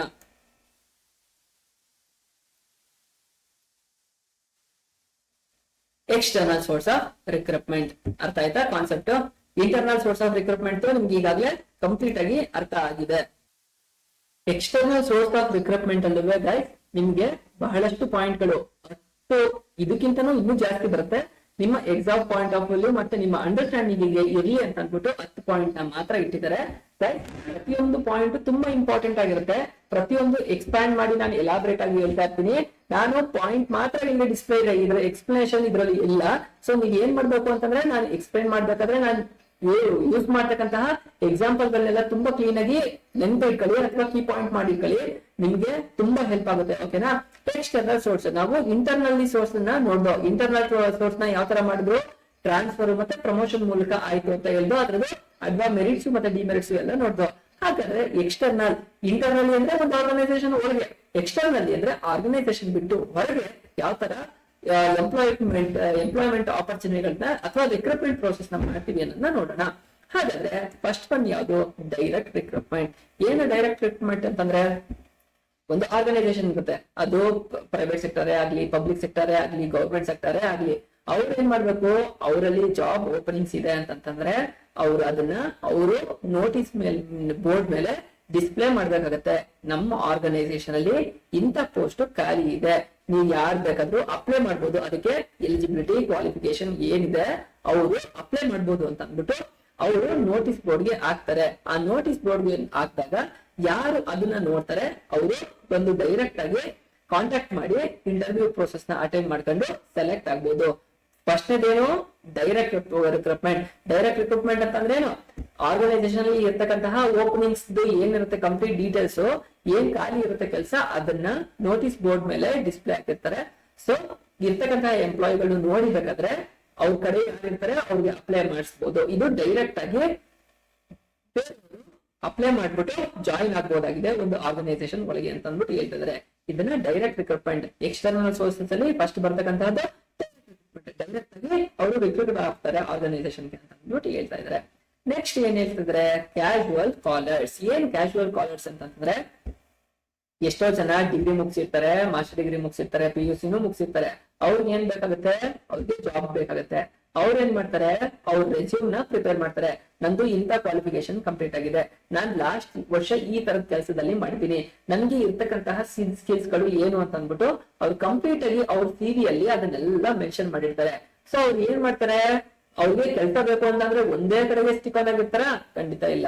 ಯಾವ ಕಡೆ ಎಲ್ಲಾ ಕಡೆನೂ ಓಪನಿಂಗ್ಸ್ ಇದೆ ಅಲ್ಲಿಗೆಲ್ಲ, ಅಂದ್ರೆ ಬೇರೆ ಬೇರೆ ಆರ್ಗನೈಸೇಷನ್, ಬೇರೆ ಬೇರೆ ಬಿಸ್ನೆಸ್, ಬೇರೆ ಬೇರೆ ಇಂಡಸ್ಟ್ರಿಗಳಲ್ಲಿ ಅವ್ರ ರೆಸ್ಯೂಮ್ ನ ಕೊಟ್ಟು ಬಂದಿರ್ತಾರೆ. ರೆಸ್ಯೂಮ್ ಕೊಟ್ಟು ಬಂದಾದ್ಮೇಲೆ ಏನಾಗುತ್ತೆ ಅಂತಂದ್ರೆ, ಯಾವ್ದೋ ಒಂದು ಆರ್ಗನೈಸೇಷನ್ ಅಲ್ಲಿ ಎಂಪ್ಲಾಯ್ಮೆಂಟ್ ಆಪರ್ಚುನಿಟಿ ರೈಸ್ ಆಯ್ತು ಅಂತ ಅಂದಿದ ತಕ್ಷಣ ಅವ್ರಿಗೆ ಏನು CV ಬಂದಿರುತ್ತಲ್ಲ, ಪ್ರೊಫೈಲ್ಸ್ ಬಂದಿರುತ್ತಲ್ಲ, ಅಥವಾ ಏನ್ ಬಂದಿರುತ್ತೆ, ಅವರು ಕೊಟ್ಟೋಗಿರ್ತಾರೆ ಕ್ಯಾಂಡಿಡೇಟ್ಸ್ ಗಳು ಕೊಟ್ಟೋಗಿರ್ತಕ್ಕಂತಹ CV ಏನಿದೆ ಆ CV ನ ನೋಡ್ಕೊಂಡು ಅವ್ರಿಗೆ ಕಾಲ್ ಮಾಡಿ ಇನ್ಫಾರ್ಮ್ ಮಾಡ್ತಾರೆ, ನಮ್ಮಲ್ಲಿ ಇಂಥ ಪೋಸ್ಟ್ ಖಾಲಿ ಇದೆ, ಬಂದು ಇಂಟರ್ವ್ಯೂನ ಅಟೆಂಡ್ ಮಾಡಿ ಅಂತ ಅಂದ್ಬಿಟ್ಟು. ಕ್ಯಾಶುವಲ್ ಕಾಲ್ ಅಂತಂದ್ರೆ ಕ್ಯಾಂಡಿಡೇಟ್ಗಳು ರೆಸ್ಯೂಮ್ ನ ತಗೊಂಡ್ ಬಂದ್ಬಿಟ್ಟು ಆರ್ಗನೈಸೇಷನ್ ಕೊಟ್ಟೋಗಿರ್ತಾರೆ. ಯಾವಾಗ ಆರ್ಗನೈಸೇಷನ್ ಅಲ್ಲಿ ಓಪನಿಂಗ್ಸ್ ಆಗುತ್ತೆ, ಕೆಲಸ ಖಾಲಿ ಇರುತ್ತೆ, ಅವ್ರಿಗೆ ಫೋನ್ ಮಾಡಿ ಇನ್ಫಾರ್ಮ್ ಮಾಡ್ತಾರೆ, ಬಂದು ಇಂಟರ್ವ್ಯೂನ ಅಟೆಂಡ್ ಮಾಡಬಹುದಾಗಿದೆ. ಇದು ಎಕ್ಸ್ಟರ್ನಲ್ ಸೋರ್ಸ್ ಅಲ್ಲಿ ತಗೊಳ್ತಕ್ಕಂತಹ ಸೆಕೆಂಡ್ ಮೆಥಡ್ ಆಗಿರುತ್ತೆ. ಮೂರನೇದೇನು, ಅಡ್ವರ್ಟೈಸ್ಮೆಂಟ್. ಮೂರನೇ ಮೆಥಡ್ ಏನಂತಂದ್ರೆ ಅಡ್ವರ್ಟೈಸ್ಮೆಂಟ್ ನ ಕೊಡ್ಬೋದು ಅಂತ ಅಂತಾರೆ.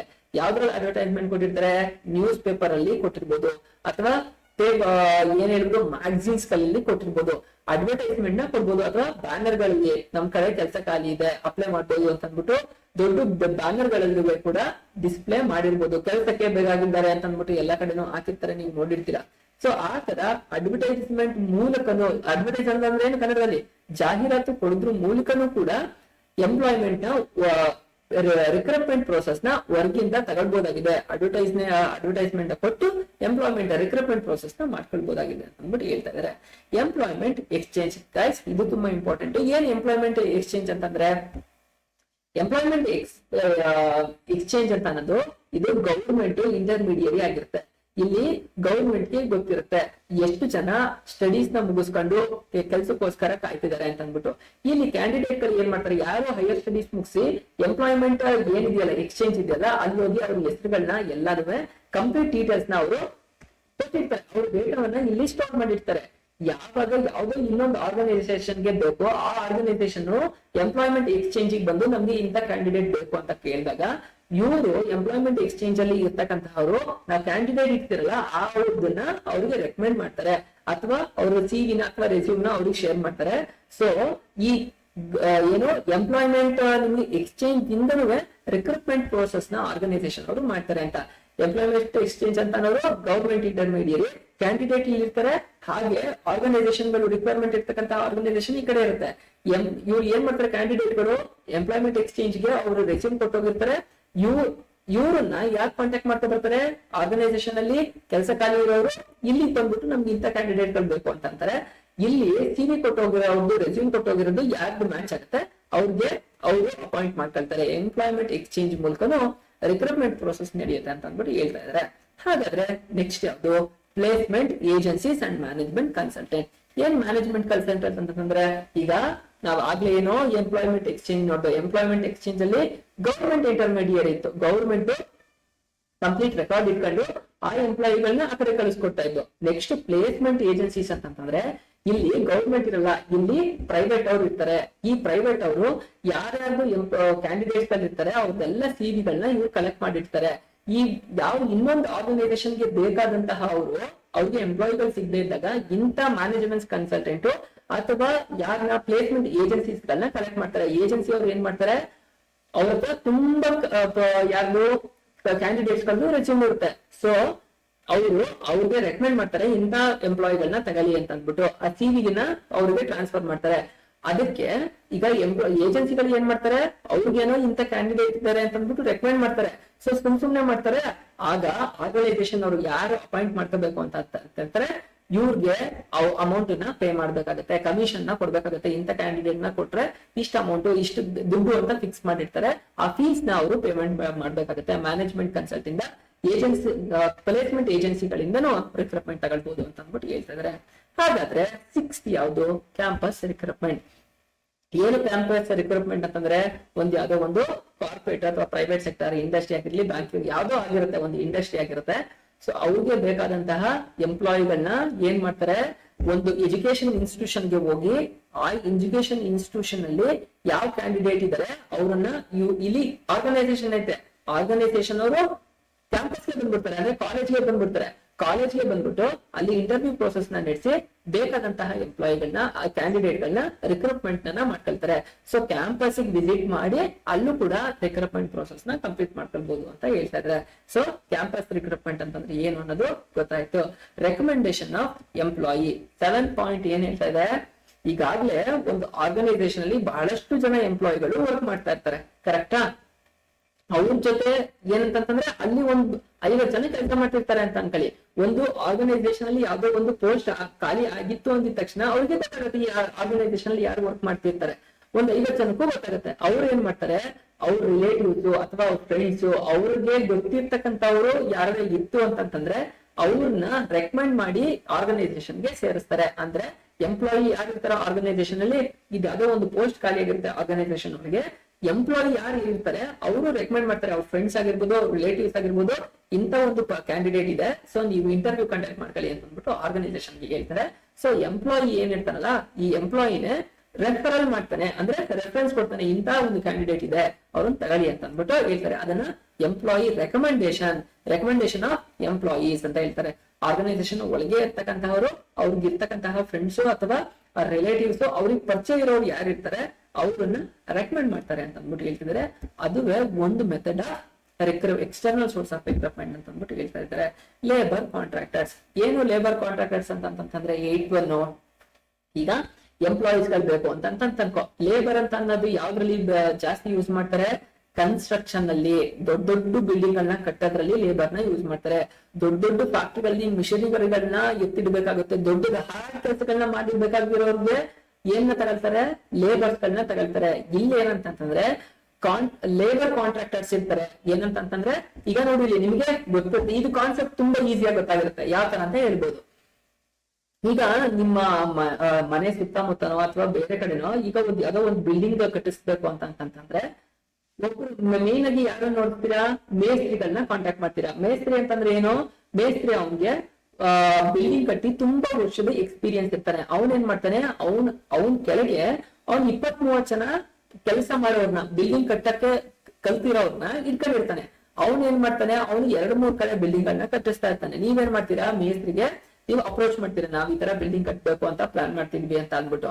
ಅವನು ಇಷ್ಟ ಆಗುತ್ತೆ ಅಮೌಂಟ್ ಅಂತ ಅಂದ್ಬಿಟ್ಟು ಹೇಳ್ತಾನೆ. ಅಥವಾ ಇಂಜಿನಿಯರಿಂಗ್ ನ ಕಾಂಟ್ಯಾಕ್ಟ್ ಮಾಡ್ತೀರಾ. ಇಂಜಿನಿಯರ್ ನ ಕಾಂಟ್ಯಾಕ್ಟ್ ಮಾಡಿದಾಗ ಏನ್ ಹೇಳ್ತಾರೆ, ಅವ್ರಿಗೆ ಗೊತ್ತಿರೋರು ಒಂದಷ್ಟು ಜನ ಇರ್ತಾರೆ, ಕರೆಕ್ಟ್ ಆಗಿ ಕೆಲಸ ಮಾಡೋರು, ಲೇಬರ್ಸ್ ಗಳು. ಅವ್ರ ಸಹಾಯದ ಮೂಲಕ ಬಿಲ್ಡಿಂಗ್ ನ ಕಟ್ಟಿಸ್ಕೊಡ್ತಾರೆ. ಅಂದ್ರೆ ಲೇಬರ್ ಎಕ್ಸ್ಚೇಂಜ್ ಮೂಲಕನೂ ಕೂಡ. ಇದು ಸಣ್ಣ ಲೆವೆಲ್ ಅಲ್ಲಿ ಎಕ್ಸಾಂಪಲ್ ಕೊಟ್ಟೆ. ದೊಡ್ಡ ಇಂಡಸ್ಟ್ರಿಗಳಲ್ಲಿ 1000 ಜನ ಎಂಪ್ಲಾಯೀಸ್ ಬೇಕಾಗುತ್ತೆ. ಅವ್ರು ಲೇಬರ್ ಈ ಹಾರ್ಡ್ ವರ್ಕ್ ಮಾಡಕ್ಕೋಸ್ಕರನೇ ಲೇಬರ್ ಎಕ್ಸ್ಚೇಂಜ್ ಆಫೀಸ್ಗಳು ಅಥವಾ ಕಾಂಟ್ರಾಕ್ಟರ್ಸ್ ಇರ್ತಾರೆ. ಅವ್ರ ಮೂಲಕನೂ ಕೂಡ ಆರ್ಗನೈಸೇಷನ್ ಬೇಕಾದಂತಹ ಎಂಪ್ಲಾಯಿಗಳನ್ನ ರಿಕ್ರೂಟ್ ಮಾಡ್ಕೊಳ್ಬಹುದಾಗಿದೆ, ಲೇಬರ್ ಗಳನ್ನ ರಿಕ್ರೂಟ್ ಮಾಡ್ಕೊಳ್ಬಹುದಾಗಿದೆ ಅಂತ ಅಂದ್ಬಿಟ್ಟು ಹೇಳ್ತಾ ಇದ್ರೆ. ಹಾಗಾದ್ರೆ 9th ಒಂದು ಎಕ್ಸ್ಟರ್ನಲ್ ಸೋರ್ಸ್ ಆಫ್ ರಿಕ್ರೂಟ್ಮೆಂಟ್ ಅಂತಂದ್ರೇನು, ಅಡ್ವರ್ಟೈಸಿಂಗ್ ಆನ್ ಟೆಲಿವಿಷನ್. ಟಿವಿಯ ಮೂಲಕನೂ ಎಂಪ್ಲಾಯ್ಮೆಂಟ್ ಆಪರ್ಚುನಿಟಿ ಇದೆ ಅಂತ ಅಂದ್ಬಿಟ್ಟು ಅಡ್ವರ್ಟೈಸ್ ಮಾಡ್ಬೋದು. ನಿಮ್ಗೆ ಎಕ್ಸಾಂಪಲ್ ಗೊತ್ತಿರಬಹುದು, ನೀವು ಚಂದನ ನ್ಯೂಸ್ ಚಾನೆಲ್ ನ ಏನಾದ್ರು ನೋಡ್ತಾ ಇದ್ದೀರಾ ಅಂತಂದ್ರೆ ಉದ್ಯೋಗ ಮಾಹಿತಿ ಅಂತ ಅಂದ್ಬಿಟ್ಟು ಒಂದಷ್ಟು ಇನ್ಫಾರ್ಮೇಶನ್ ಬರುತ್ತೆ. ಹಾಗೆ ಕೆಲವು ಸಲ ಟಿವಿಲೂ ಬರುತ್ತೆ. ಇನ್ನು ಕೆಲವು ಸಲ ನೀವು ಆಕಾಶವಾಣಿ ಕೇಳ್ತೀರಾ ಅಂತಂದ್ರೆ ಆಕಾಶವಾಣಿಲುವೆ ಉದ್ಯೋಗ ಮಾಹಿತಿ ಅಂತ ಅಂದ್ಬಿಟ್ಟು ಇನ್ಫಾರ್ಮೇಶನ್ ಸಿಗುತ್ತೆ. ಅದರಲ್ಲಿ ಯಾವ ಕಂಪ್ನಿಲಿ ಅಥವಾ ಯಾವ ಕಡೆ ಕೆಲಸ ಖಾಲಿ ಇದೆ ಅಂತ ಅಂದ್ಬಿಟ್ಟು ಹೇಳ್ತಾ ಇರ್ತಾರೆ. ಸೊ ಟಿವಿಯಲ್ಲಿ ಕೊಡುವ ಮೂಲಕ ಒಂದು ಆರ್ಗನೈಸೇಷನ್ ಅಲ್ಲಿ ಯಾವ್ದು ಕೆಲಸ ಖಾಲಿ ಇದೆ ಅಂತ ಅಂದ್ಬಿಟ್ಟು ಟಿವಿಯಲ್ಲಿ ಕೂಡ ಅಡ್ವರ್ಟೈಸ್ ನ ಕೊಟ್ಟು ಎಕ್ಸ್ಟರ್ನಲ್ ಆಗಿ ಒಬ್ಬ ಹೊಸ ಕ್ಯಾಂಡಿಡೇಟ್ ನ ಅಪಾಯಿಂಟ್ ಮಾಡ್ಕೊಳ್ಬಹುದಾಗಿದೆ, ಹೈರ್ ಮಾಡ್ಕೊಳ್ಬಹುದಾಗಿದೆ ಅಂತ ಹೇಳ್ತಾ ಇದ್ರೆ. ಹಾಗಾದ್ರೆ ವೆಬ್ ಪಬ್ಲಿಷಿಂಗ್ ಏನ್, ವೆಬ್ ಪಬ್ಲಿಷಿಂಗ್ ಅಂತಂದ್ರೆ ಇವತ್ತು ಟಿವಿಲಿ ಅಡ್ವರ್ಟೈಸ್ ಕೊಡ್ತೀನಿ ಅಂತಂದ್ರೆ ತುಂಬಾ ಖರ್ಚು ಬರುತ್ತೆ. ಹಾಗಾಗಿ ಟಿವಿಯಲ್ಲಿ ಕೊಡ್ತಕ್ಕಂತಹದ್ದು ಕೆಲವು ಸಲ ಕಡಿಮೆ ಇರುತ್ತೆ. ಆದ್ರೆ ವೆಬ್ ಪಬ್ಲಿಷಿಂಗ್ ತುಂಬಾ ಜಾಸ್ತಿ. ಏನು ವೆಬ್ ಪಬ್ಲಿಷಿಂಗ್ ಅಂತಂದ್ರೆ ನಿಮಗೆ ಗೊತ್ತಿರ್ಬೋದು, ನಿಮ್ಮ ಕಜಿನ್ಗಳೇ ಆಗಿರ್ಲಿ, ಬ್ರದರೇ ಆಗಿರ್ಲಿ, ಯಾರು ಬೆಂಗಳೂರಲ್ಲಿ ವರ್ಕ್ ಮಾಡ್ತಾ ಇರೋರಾಗಿರ್ಲಿ, ಇವ್ರಿಗೆ ಸುಮ್ಮನೆ ಕೇಳಿ, ನಿಮ್ಗೆಲ್ಲ ಸ್ಕಿಲ್ಸ್ ಇದೆ, ನೀವು ಬೇರೆ ಕಡೆ ಹೋಗ್ತೀನಿ ಅಂತಂದ್ರೆ ಯಾವ ತರ ಹೋಗ್ತೀರಾ ಅಂತಂದ್ರೆ, ನಾನು ನನ್ನ CV-ನ ಆನ್ಲೈನ್ ಅಲ್ಲಿ ಅಪ್ಲೋಡ್ ಮಾಡ್ತೀನಿ. ಆನ್ಲೈನ್ ಅಲ್ಲಿ ಅಪ್ಲೋಡ್ ಮಾಡಿದಾಗ ನನಗೆ ಕಾಲ್ಗಳು ಬರುತ್ತೆ, ಅದರಿಂದ ಮಾಡ್ಕೊಳ್ತೀನಿ ಅಂತ. ಅಂದ್ರೆ ಯಾವ್ದೋ ಬೇರೆ ವೆಬ್ಸೈಟ್ ಗೆ ಇನ್ಫಾರ್ಮೇಶನ್ ನ ಶೇರ್ ಮಾಡಿದೀನಿ ಅದರಿಂದ ಕಾಲ್ ಬರುತ್ತೆ ಅಂತ ಅಂದ್ಬಿಟ್ಟು. ಹಾಗಾದ್ರೆ ಆ ತರದ್ದು ವೆಬ್ಸೈಟ್ ಗಳು ಯಾವ್ದು, ನೌಕರಿ ಆಗಿರ್ಬೋದು, ಲಿಂಕ್ಡ್ಇನ್ ಆಗಿರ್ಬೋದು. ಸೊ ಇವೆಲ್ಲ ಇದಕ್ಕೆ ಎಕ್ಸಾಂಪಲ್ಗಳು. ವೆಬ್ಸೈಟ್ ಇರುತ್ತೆ, ವೆಬ್ಸೈಟ್ ಅಲ್ಲಿ ಕಂಪ್ಲೀಟ್ ಆಗಿ ಒಬ್ಬ ಎಂಪ್ಲಾಯರ್ ಡೀಟೇಲ್ಸ್ ನ ಅದಕ್ಕೆ ಅಪ್ಲೋಡ್ ಮಾಡ್ತಾರೆ.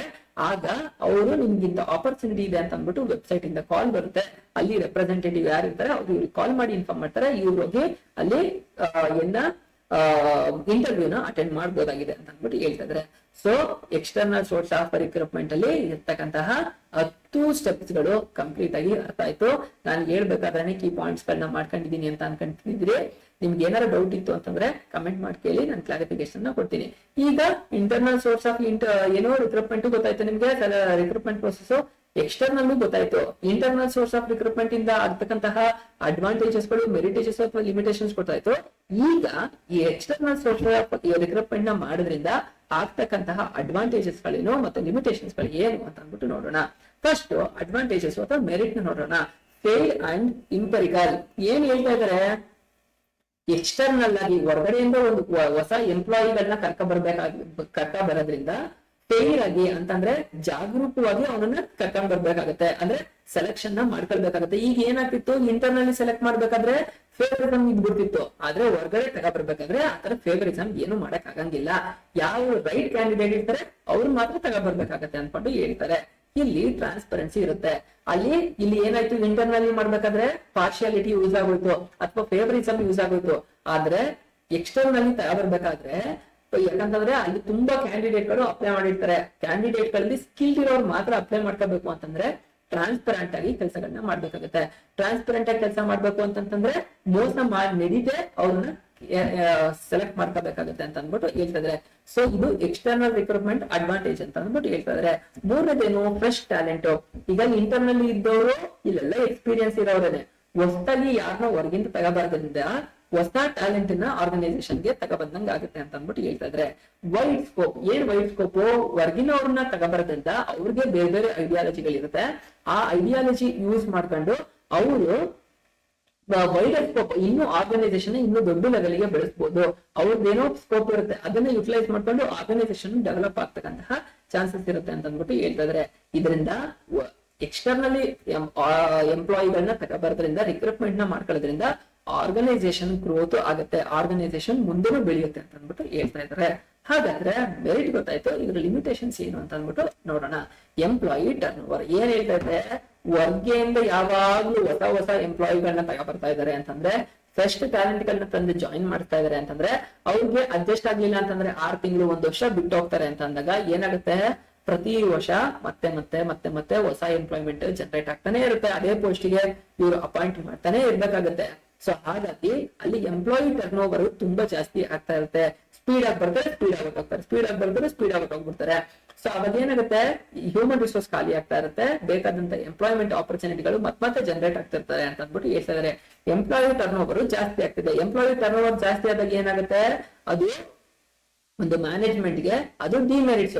ಏನಂತಂದ್ರೆ, ಒಬ್ಬ ಎಂಪ್ಲಾಯಿ ಒಂದು ಆರ್ಗನೈಸೇಷನ್ ಅಲ್ಲಿ ಸ್ಟೇಬಲ್ ಆಗಿ ಇರ್ತಿಲ್ಲ ಅಂತಂದ್ರೆ ಅದ್ರ ಅರ್ಥ ಏನು, ಅದ್ರ ಅರ್ಥ ಮ್ಯಾನೇಜ್ಮೆಂಟ್ ಅವರು ಅವ್ರಿಗೆ ಬೇಕಾದಂತಹ ಫೆಸಿಲಿಟಿಗಳನ್ನ, ಟ್ರೈನಿಂಗ್ ನ ಕರೆಕ್ಟ್ ಆಗಿ ಕೊಡ್ತಿಲ್ಲ ಅಂತ ಅಂದ್ಬಿಟ್ಟು.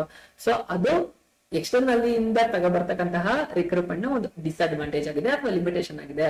Cost consuming. ಹೊರಗಡೆಯಿಂದ ಯಾರೋ ಹೊಸ ಎಂಪ್ಲಾಯಿನ ತಗೋಬರ್ತೀವಿ ಅಂತಂದಾಗ ಏನ್ ಬೇಕು, ತುಂಬಾ ಸೆಟ್ ಆಫ್ ಪ್ರೋಸೆಸ್ ನ ಕಂಪ್ಲೀಟ್ ಮಾಡ್ಬೇಕು, ಅಡ್ವರ್ಟೈಸ್ ಕೊಡ್ಬೇಕು, ಸೆಲೆಕ್ಟ್ ಮಾಡ್ಬೇಕು, ರಿಕ್ರೂಟ್ಮೆಂಟ್ ಪ್ರೋಸೆಸ್ ಗಳನ್ನ ಮಾಡ್ಬೇಕು, ಸೆಲೆಕ್ಷನ್ ಟೆಸ್ಟ್ ಕೊಡ್ಬೇಕು, ಈ ತರ ಎಲ್ಲ ಮೆಥಡ್ ಗಳಿರುತ್ತೆ. ಸೊ ಅದೆಲ್ಲ ಮಾಡಿದಾಗ ತುಂಬಾ ಟೈಮ್ ಹೊಟ್ಟೋಗ್ಬಿಡುತ್ತೆ ಅಂತ ಅಂದ್ಬಿಟ್ಟು ಹೇಳ್ತಾ ಇದ್ರೆ. Involves huge cost. ಹೊರಗಿಂದ ಹೊಸ ಎಂಪ್ಲಾಯಿಗಳನ್ನ ತಗೋಬರ್ತೀನಿ ಅಂತಂದಾಗ ಏನಾಗುತ್ತೆ, ಜಾಸ್ತಿ ಸ್ಯಾಲರಿನ ಆಫರ್ ಮಾಡ್ಬೇಕಾಗುತ್ತೆ. ಕಮ್ಮಿಗೆ ಬಂದ್ಬಿಡ್ತಾರೆ, ಸ್ಕಿಲ್ ಇರೋರು ಖಂಡಿತ ಬರಂಗಿಲ್ಲ, ಜಾಸ್ತಿ ಟೈಮು ಬೇಕು, ಹಾಗೆ ಜಾಸ್ತಿ ದುಡ್ಡು ಖರ್ಚಾಗುತ್ತೆ ಅಂತ ಅಂದ್ಬಿಟ್ಟು ಹೇಳ್ತಾ ಇದಾರೆ. Employee dissatisfaction. ಏನು ಎಂಪ್ಲಾಯಿ ಡಿಸ್ಸ್ಯಾಟಿಸ್ಫ್ಯಾಕ್ಷನ್ ಅಂತ ಅಂದ್ರೆ, ಎಂಪ್ಲಾಯಿಗಳು ಈಗಾಗಲೇ ಆರ್ಗನೈಸೇಷನ್ ಒಳಗೆ ಇರ್ತಾರೆ, ಕರೆಕ್ಟಾ, ಅದ್ರಲ್ಲೇ ಸ್ಕಿಲ್ಫುಲ್ ಇರ್ತಾರೆ. ಅವ್ರನ್ನ ಬಿಟ್ಬಿಟ್ಟು ಹೊರಗಿಂದ ಬೇರೆಯವ್ರನ್ನ ತಗೋಬರ್ತಾರೆ ಅಂತಂದಾಗ ಇದ್ದವ್ರಿಗೆ ಬೇಜಾರಾಗಲ್ವಾ. ಸೊ ಇದ್ದವ್ರಿಗೆ ಬೇಜಾರಾಗುತ್ತೆ. ಅದು ಎಕ್ಸ್ಟರ್ನಲ್ಲಿ ರಿಕ್ರೂಟ್ಮೆಂಟ್ ನ ಮಾಡೋದ್ರಿಂದ ಇಂಟರ್ನಲ್ಲಿ ಇರೋರಿಗೆ ಬೇಜಾರಾಗುತ್ತೆ ಅನ್ನೋದೊಂದು ಲಿಮಿಟೇಷನ್ಸ್ ಆಗಿದೆ ಅಂತ ಅಂದ್ಬಿಟ್ಟು ಹೇಳ್ತಾ ಇದಾರೆ.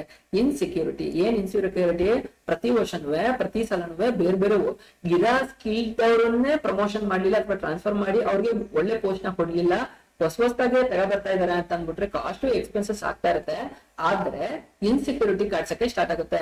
ಇವರು ಈ ತರ ಬಂದ್ಬಿಟ್ಟು ಹೊಸಬ್ರನ್ನ ಅಪಾಯಿಂಟ್ ಮಾಡ್ಕೊಳ್ತಾ ಇದ್ರೆ ನಮ್ಗೆ ಇಲ್ಲಿ ಎಷ್ಟು ದಿನ ಉಳಿಸ್ಕೊಳ್ಬಹುದು ಅಥವಾ ನಮ್ಮನ್ನು ತಗೊಳಕಂತಹ ಚಾನ್ಸಸ್ ಎಷ್ಟು ಜನ ಇರುತ್ತೆ ಅಂತ ಅಂದ್ಬಿಟ್ಟು ಐಡಿಯಾ ಇರಲ್ಲ. ಈಗ ನಿಮ್ಗೆ ಎಕ್ಸಾಂಪಲ್ ಗೊತ್ತಿರ್ಬೋದು, ಮೊನ್ನೆ ಬೇರೆ ಬೇರೆ ಕಂಪ್ನಿಗಳೆಲ್ಲ 10,000 ಗ್ರೂಪ್ ಆಫ್, ನನ್ನ ಕಂಪ್ನಿ ಹೆಸರು ಹೇಳಿದ್ದಿಲ್ಲ, 10,000 ಎಂಪ್ಲಾಯಿಗಳನ್ನ ಅದು ತೆಗ್ದಾಕ್ತಾರೆ ಅಂತ ಅಂದ್ಬಿಟ್ಟು ಒಂದು ಇನ್ಫಾರ್ಮೇಶನ್ ಗೊತ್ತಾಯ್ತು. ಸೊ ಹಾಗಾಗಿ ಎಂಪ್ಲಾಯಿಗಳನ್ನ ಇಟ್ಕೊಳ್ತಾರೆ, ಅವ್ರಿಗೂ ಇನ್ಸೆಕ್ಯೂರಿಟಿ ಇರುತ್ತೆ. ಅಂತಂದ್ರೆ ನಮ್ಮನ್ನು ಎಷ್ಟು ದಿನ ತನಕ ಯೂಸ್ ಮಾಡ್ಕೊಳ್ತಾರೆ ಅಷ್ಟು ದಿನ ಯೂಸ್ ಮಾಡ್ಕೊಂಡು ನಮ್ಮನ್ನು ತೆಗ್ದಾಕ್ಬಹುದು ಅನ್ನೋ ಇನ್ಸೆಕ್ಯೂರಿಟಿ ಕಾಡ್ಸುತ್ತೆ ಅಂತ ಅಂದ್ಬಿಟ್ಟು ಹೇಳ್ತಾ ಇದಾರೆ. ಸೊ ಇದು ಎಕ್ಸ್ಟರ್ನಲ್ ಸೋರ್ಸ್ ಆಫ್ ರಿಕ್ರೂಟ್ಮೆಂಟ್ ಅಲ್ಲಿ ಇರ್ತಕ್ಕಂತಹ ಮೆರಿಟ್ಸ್ ಮತ್ತೆ ಲಿಮಿಟೇಷನ್ಸ್. ನಿಮ್ಗೆ ಇವತ್ತು ಕಾನ್ಸೆಪ್ಟ್ ಕಂಪ್ಲೀಟ್ ಆಗಿ ಅರ್ಥ ಆಗಿದೆ ಅಂತ ಅನ್ಕೊಳ್ತೀನಿ. ಫಸ್ಟ್ ಇಂದ ಇವತ್ತು ನಾವು ಏನು ಅರ್ಥ ಮಾಡ್ಕೊಂಡು ಅದನ್ನ ಕ್ವಿಕ್ ರಿವಿಷನ್ ಮಾಡೋಣ, ಕಂಪ್ಲೀಟ್ ಆಗಿ ಅರ್ಥ ಆಗುತ್ತೆ. ಗೈಸ್, ಸ್ಟಾಫಿಂಗ್ ಅಂತಂದ್ರೆ ಏನು ಅಂತ ತಿಳ್ಕೊಂಡು ಸಿಬ್ಬಂದಿ ಅಂತ ಅಂದ್ಬಿಟ್ಟು ಎಕ್ಸಾಮ್ ಪಾಯಿಂಟ್ ಅಲ್ಲಿ ಎಷ್ಟು ಮಾರ್ಕ್ಸ್ ಬರುತ್ತೆ, ಮೀನಿಂಗ್ ಅದರದ್ದು ಏನಂತ ಹೇಳುತ್ತೆ, ಅದ್ರದ್ದು ಸ್ಟಾಫಿಂಗ್ ಇಂಪಾರ್ಟೆನ್ಸ್ ಪ್ರಾಮುಖ್ಯತೆಗಳು ಏನೇನು ಅಂತ ತಿಳ್ಕೊಂಡಿದ್ದೀರಾ. Staffing as a part of human resource management ನ ಪಾರ್ಟ್ ಹೇಗೆ ಸ್ಟಾಫಿಂಗ್ ಆಗಿದೆ ಅನ್ನೋದು ಕಂಪ್ಲೀಟ್ ಆಗಿ ಅರ್ಥ ಆಯ್ತು. ಸ್ಟಾಫಿಂಗ್ ಪ್ರೋಸೆಸ್ ಏನೇನೆಲ್ಲ ಕೆಲಸಗಳನ್ನ ಮಾಡುತ್ತೆ ಅನ್ನೋದನ್ನ ಕಂಪ್ಲೀಟ್ ಆಗಿ ಅರ್ಥ ಮಾಡ್ಕೊಂಡಿದ್ದೀರಾ. ಸ್ಟಾಫಿಂಗ್ ಪ್ರೋಸೆಸ್ ಅಲ್ಲಿ ಒಬ್ಬ ಎಂಪ್ಲಾಯಿನ ತಗೊಳ್ಬೇಕು ಅಂತಂದ್ರೆ ಸ್ಟಾಫಿಂಗ್ ಅಲ್ಲಿ ಏನೇನೆಲ್ಲ ಕೆಲಸಗಳು ಬರುತ್ತೆ ಅನ್ನೋದು ಕಂಪ್ಲೀಟ್ ಆಗಿ 8 ಸ್ಟೆಪ್ಸ್ ಅಲ್ಲಿ ಅರ್ಥ ಮಾಡ್ಕೊಂಡಿದ್ದೀರಾ. 8 ಮಾರ್ಕ್ಸ್ ಗೆ ಬರ್ತಕ್ಕಂತಹ ಚಾನ್ಸಸ್ ಇರುತ್ತೆ. ಆಸ್ಪೆಕ್ಟ್ ಆಫ್ ಸ್ಟಾಫಿಂಗ್ ಅಲ್ಲಿ ಬರ್ತಕ್ಕಂತಹ ರಿಕ್ರೂಟ್ಮೆಂಟ್ ಅಂದ್ರೇನು, ಸೆಲೆಕ್ಷನ್ ಅಂದ್ರೇನು, ಪ್ಲೇಸ್ಮೆಂಟ್ ಅಂತ ಟ್ರೈನಿಂಗ್ ಅಂತಂದ್ರೇನು, ಅದರದೆಲ್ಲ ಮೀನಿಂಗ್ ನ ನೀವು ಕ್ಲೀನ್ ಆಗಿ ಅರ್ಥ ಮಾಡ್ಕೊಂಡಿದ್ದೀರಾ. 2 ಮಾರ್ಕ್ಸ್ ಗೆ ಬರ್ತಕ್ಕಂತಹ ಚಾನ್ಸಸ್ ಇರುತ್ತೆ. ಸೋರ್ಸ್ ಆಫ್ ರಿಕ್ರೂಟ್ಮೆಂಟ್ ಅಲ್ಲಿ 2 ಮೆಥಡ್ ಇದೆ, ಇಂಟರ್ನಲ್ ಸೋರ್ಸ್ ಮತ್ತೆ ಎಕ್ಸ್ಟರ್ನಲ್ ಸೋರ್ಸ್. ಇದು 2 ಸೇರಿ ನಿಮ್ಗೆ 8 ಮಾರ್ಕ್ಸ್ ಗೆ ಕೇಳ್ತಕ್ಕಂತಹ ಚಾನ್ಸಸ್ ಇರುತ್ತೆ ಅಂತ ನಾನು ಈಗಾಗಲೇ ಹೇಳಿದ್ದೀನಿ. ಇಂಟರ್ನಲ್ ಸೋರ್ಸ್ ಆಫ್ ರಿಕ್ರೂಟ್ಮೆಂಟ್ ಇಂದ ಆಗ್ತಕ್ಕಂತಹ ಅಡ್ವಾಂಟೇಜಸ್ ಗಳು, ಡಿಸ್ಅಡ್ವಾಂಟೇಜಸ್ ಗಳು. ಇಂಟರ್ನಲ್ ಸೋರ್ಸಸ್ ಅಲ್ಲಿ ಆಗ್ತಕ್ಕಂತಹದ್ದು ಏನಾಗುತ್ತೆ, 2 ಇದೆ ಇಂಟರ್ನಲಿ, ಟ್ರಾನ್ಸ್ಫರ್ ಮತ್ತೆ ಪ್ರಮೋಷನ್ ಅಂತ ಅಂದ್ಬಿಟ್ಟು ಈಗಾಗಲೇ ಎಕ್ಸ್ಪ್ಲೈನ್ ಮಾಡಿದ್ದೀನಿ. ಹಾಗೆ ಎಕ್ಸ್ಟರ್ನಲ್ ಸೋರ್ಸ್ ಆಫ್ ರಿಕ್ರೂಟ್ಮೆಂಟ್ ಅಲ್ಲಿ 10 different type of external source of recruitment, 10 ವಿಧವಾದಂತಹ ಹೊರಗಿಂದ, ಈಗ ಒಳಗಿರಂತಹ ಎಂಪ್ಲಾಯಿನ ತಗೊಳ್ಳಂತಹದ್ದು 2 ಮೆಥಡ್ ಇತ್ತು, ಟ್ರಾನ್ಸ್ಫರ್ ಮಾಡೋದು, ಪ್ರಮೋಷನ್ ಮಾಡಬಹುದಿತ್ತು. ಆದ್ರೆ ಹೊರಗಡೆ ತಗೊಬರ್ತೀನಿ ಅಂತಂದಾಗ ತುಂಬಾ ಜಾಸ್ತಿ ಆಪ್ಷನ್ ಗಳಿರುತ್ತೆ. 10 ಆಪ್ಷನ್ ಏನಿದೆ, ಡೈರೆಕ್ಟ್ ರಿಕ್ರೂಟ್ಮೆಂಟ್, ಕ್ಯಾಶುವಲ್ ಕಾಲರ್ ಆಗಿರ್ಬೋದು, ಅಡ್ವರ್ಟೈಸಿಂಗ್ ಆಗಿರ್ಬೋದು, ಎಂಪ್ಲಾಯ್ಮೆಂಟ್ ಎಕ್ಸ್ಚೇಂಜ್ ಆಗಿರ್ಬೋದು, ಪ್ಲೇಸ್ಮೆಂಟ್ ಆಗಿರ್ಬೋದು, ಪ್ಲೇಸ್ಮೆಂಟ್ ಏಜೆನ್ಸಿ ಆಗಿರ್ಬೋದು, ಕ್ಯಾಂಪಸ್ ರಿಕ್ರೂಟ್ಮೆಂಟ್ ಆಗಿರ್ಬೋದು, ಮತ್ತೆ ರೆಕಮೆಂಡೇಶನ್ ಆಫ್ ಎಂಪ್ಲಾಯ್ ಆಗಿರ್ಬೋದು, ಲೇಬರ್ ಕಾಂಟ್ರಾಕ್ಟ್ ಆಗಿರ್ಬೋದು, ಅಡ್ವರ್ಟೈಸ್ಮೆಂಟ್ ಅಂಡ್ ಟೆಲಿವಿಷನ್ ಆಗಿರ್ಬೋದು, ಮತ್ತೆ ವೆಬ್ ಪಬ್ಲಿಷಿಂಗ್ ಆಗ್ಬೋದು. ಇಷ್ಟು ಎಕ್ಸ್ಟರ್ನಲ್ ಕಲ್ತು ಹಾಗೆ external source of recruitment merits ಮತ್ತೆ ಡಿಮೆರಿಟ್ಸ್ ಕಂಪ್ಲೀಟ್ ಆಗಿ ಅರ್ಥ ಮಾಡ್ಕೊಂಡಿದೀವಿ. ಗೈಸ್, ಇಲ್ಲಿಗೆ ನಿಮ್ಮ selection half of the portion ಏನಿದೆ 50% ಅದು ಕಂಪ್ಲೀಟ್ ಆಯ್ತು. ನೆಕ್ಸ್ಟ್ ವಿಡಿಯೋದಲ್ಲಿ ನಾವು ಇನ್ನ 50% ನ ಕಂಪ್ಲೀಟ್ ಮಾಡೋಣ. ಇವಾಗ ಏನ್ ಮಾಡಿದೀನಲ್ಲ, ಈ ಚಾಪ್ಟರ್ ಗೆ ಸಂಬಂಧಪಟ್ಟಂಗೆ ಇರ್ತಕ್ಕಂತಹ NCERT ಟೆಕ್ಸ್ಟ್ ಬುಕ್ ನ ಡಿಸ್ಕ್ರಿಪ್ಷನ್ ಅಲ್ಲಿ ಕೊಟ್ಟಿದ್ದೀನಿ, ಡೌನ್ಲೋಡ್ ಮಾಡ್ಕೊಳ್ಬಹುದು. ಹಾಗೆ ಟೆಕ್ಸ್ಟ್ ಬುಕ್ ಯಾವ್ದಿದೆ ನಿಮ್ದು ಅಥವಾ ಗೈಡ್ ಇದೆ, ಈಗ ಕುತ್ಕೊಂಡು ಒಂದ್ಸಲ ಫೋಕಸ್ ಮಾಡಿ, ಕಂಪ್ಲೀಟ್ ಆಗಿ ನಿಮ್ಗೆ ಅರ್ಥ ಆಗ್ತಾ ಹೋಗುತ್ತೆ. ಸ್ಟಿಲ್ ಏನಾದ್ರು ಡೌಟ್ ಇತ್ತು ಅಂತಂದ್ರೆ ಕೇಳಿ, ನಾನು ಕ್ಲಾರಿಫಿಕೇಶನ್ ಕೊಡ್ತೀನಿ. ಹಾಗೆ ವಾಟ್ಸ್ಆಪ್ ಮತ್ತೆ ಟೆಲಿಗ್ರಾಮ್ ಗ್ರೂಪ್ ಗಳನ್ನೆಲ್ಲ ಸ್ಟಾರ್ಟ್ ಮಾಡಿ ಇದೆ, ಅದಕ್ಕೆ ಜಾಯಿನ್ ಆಗಿ ನಿಮ್ಮ ಫ್ರೆಂಡ್ಸ್ ಗಳ ಜೊತೆಗೂ ಶೇರ್ ಮಾಡಿ, ಅವ್ರಿಗೂ ನಾಲೆಡ್ಜ್ ಸಿಗ್ತಾ ಹೋಗುತ್ತೆ. ಮತ್ತೆ ಈ ಚಾಪ್ಟರ್ ಸ್ಟಾಫಿಂಗ್ ಚಾಪ್ಟರ್ ನ ಸೆಕೆಂಡ್ ಪಾರ್ಟ್ ಅಲ್ಲಿ ಮಿಕ್ಕಂತಹ ಟಾಪಿಕ್ ಗಳನ್ನೆಲ್ಲ ಎಕ್ಸ್ಪ್ಲೇನ್ ಮಾಡಿ ಈ ಚಾಪ್ಟರ್ ನ ಕಂಪ್ಲೀಟ್ ಮಾಡೋಣ.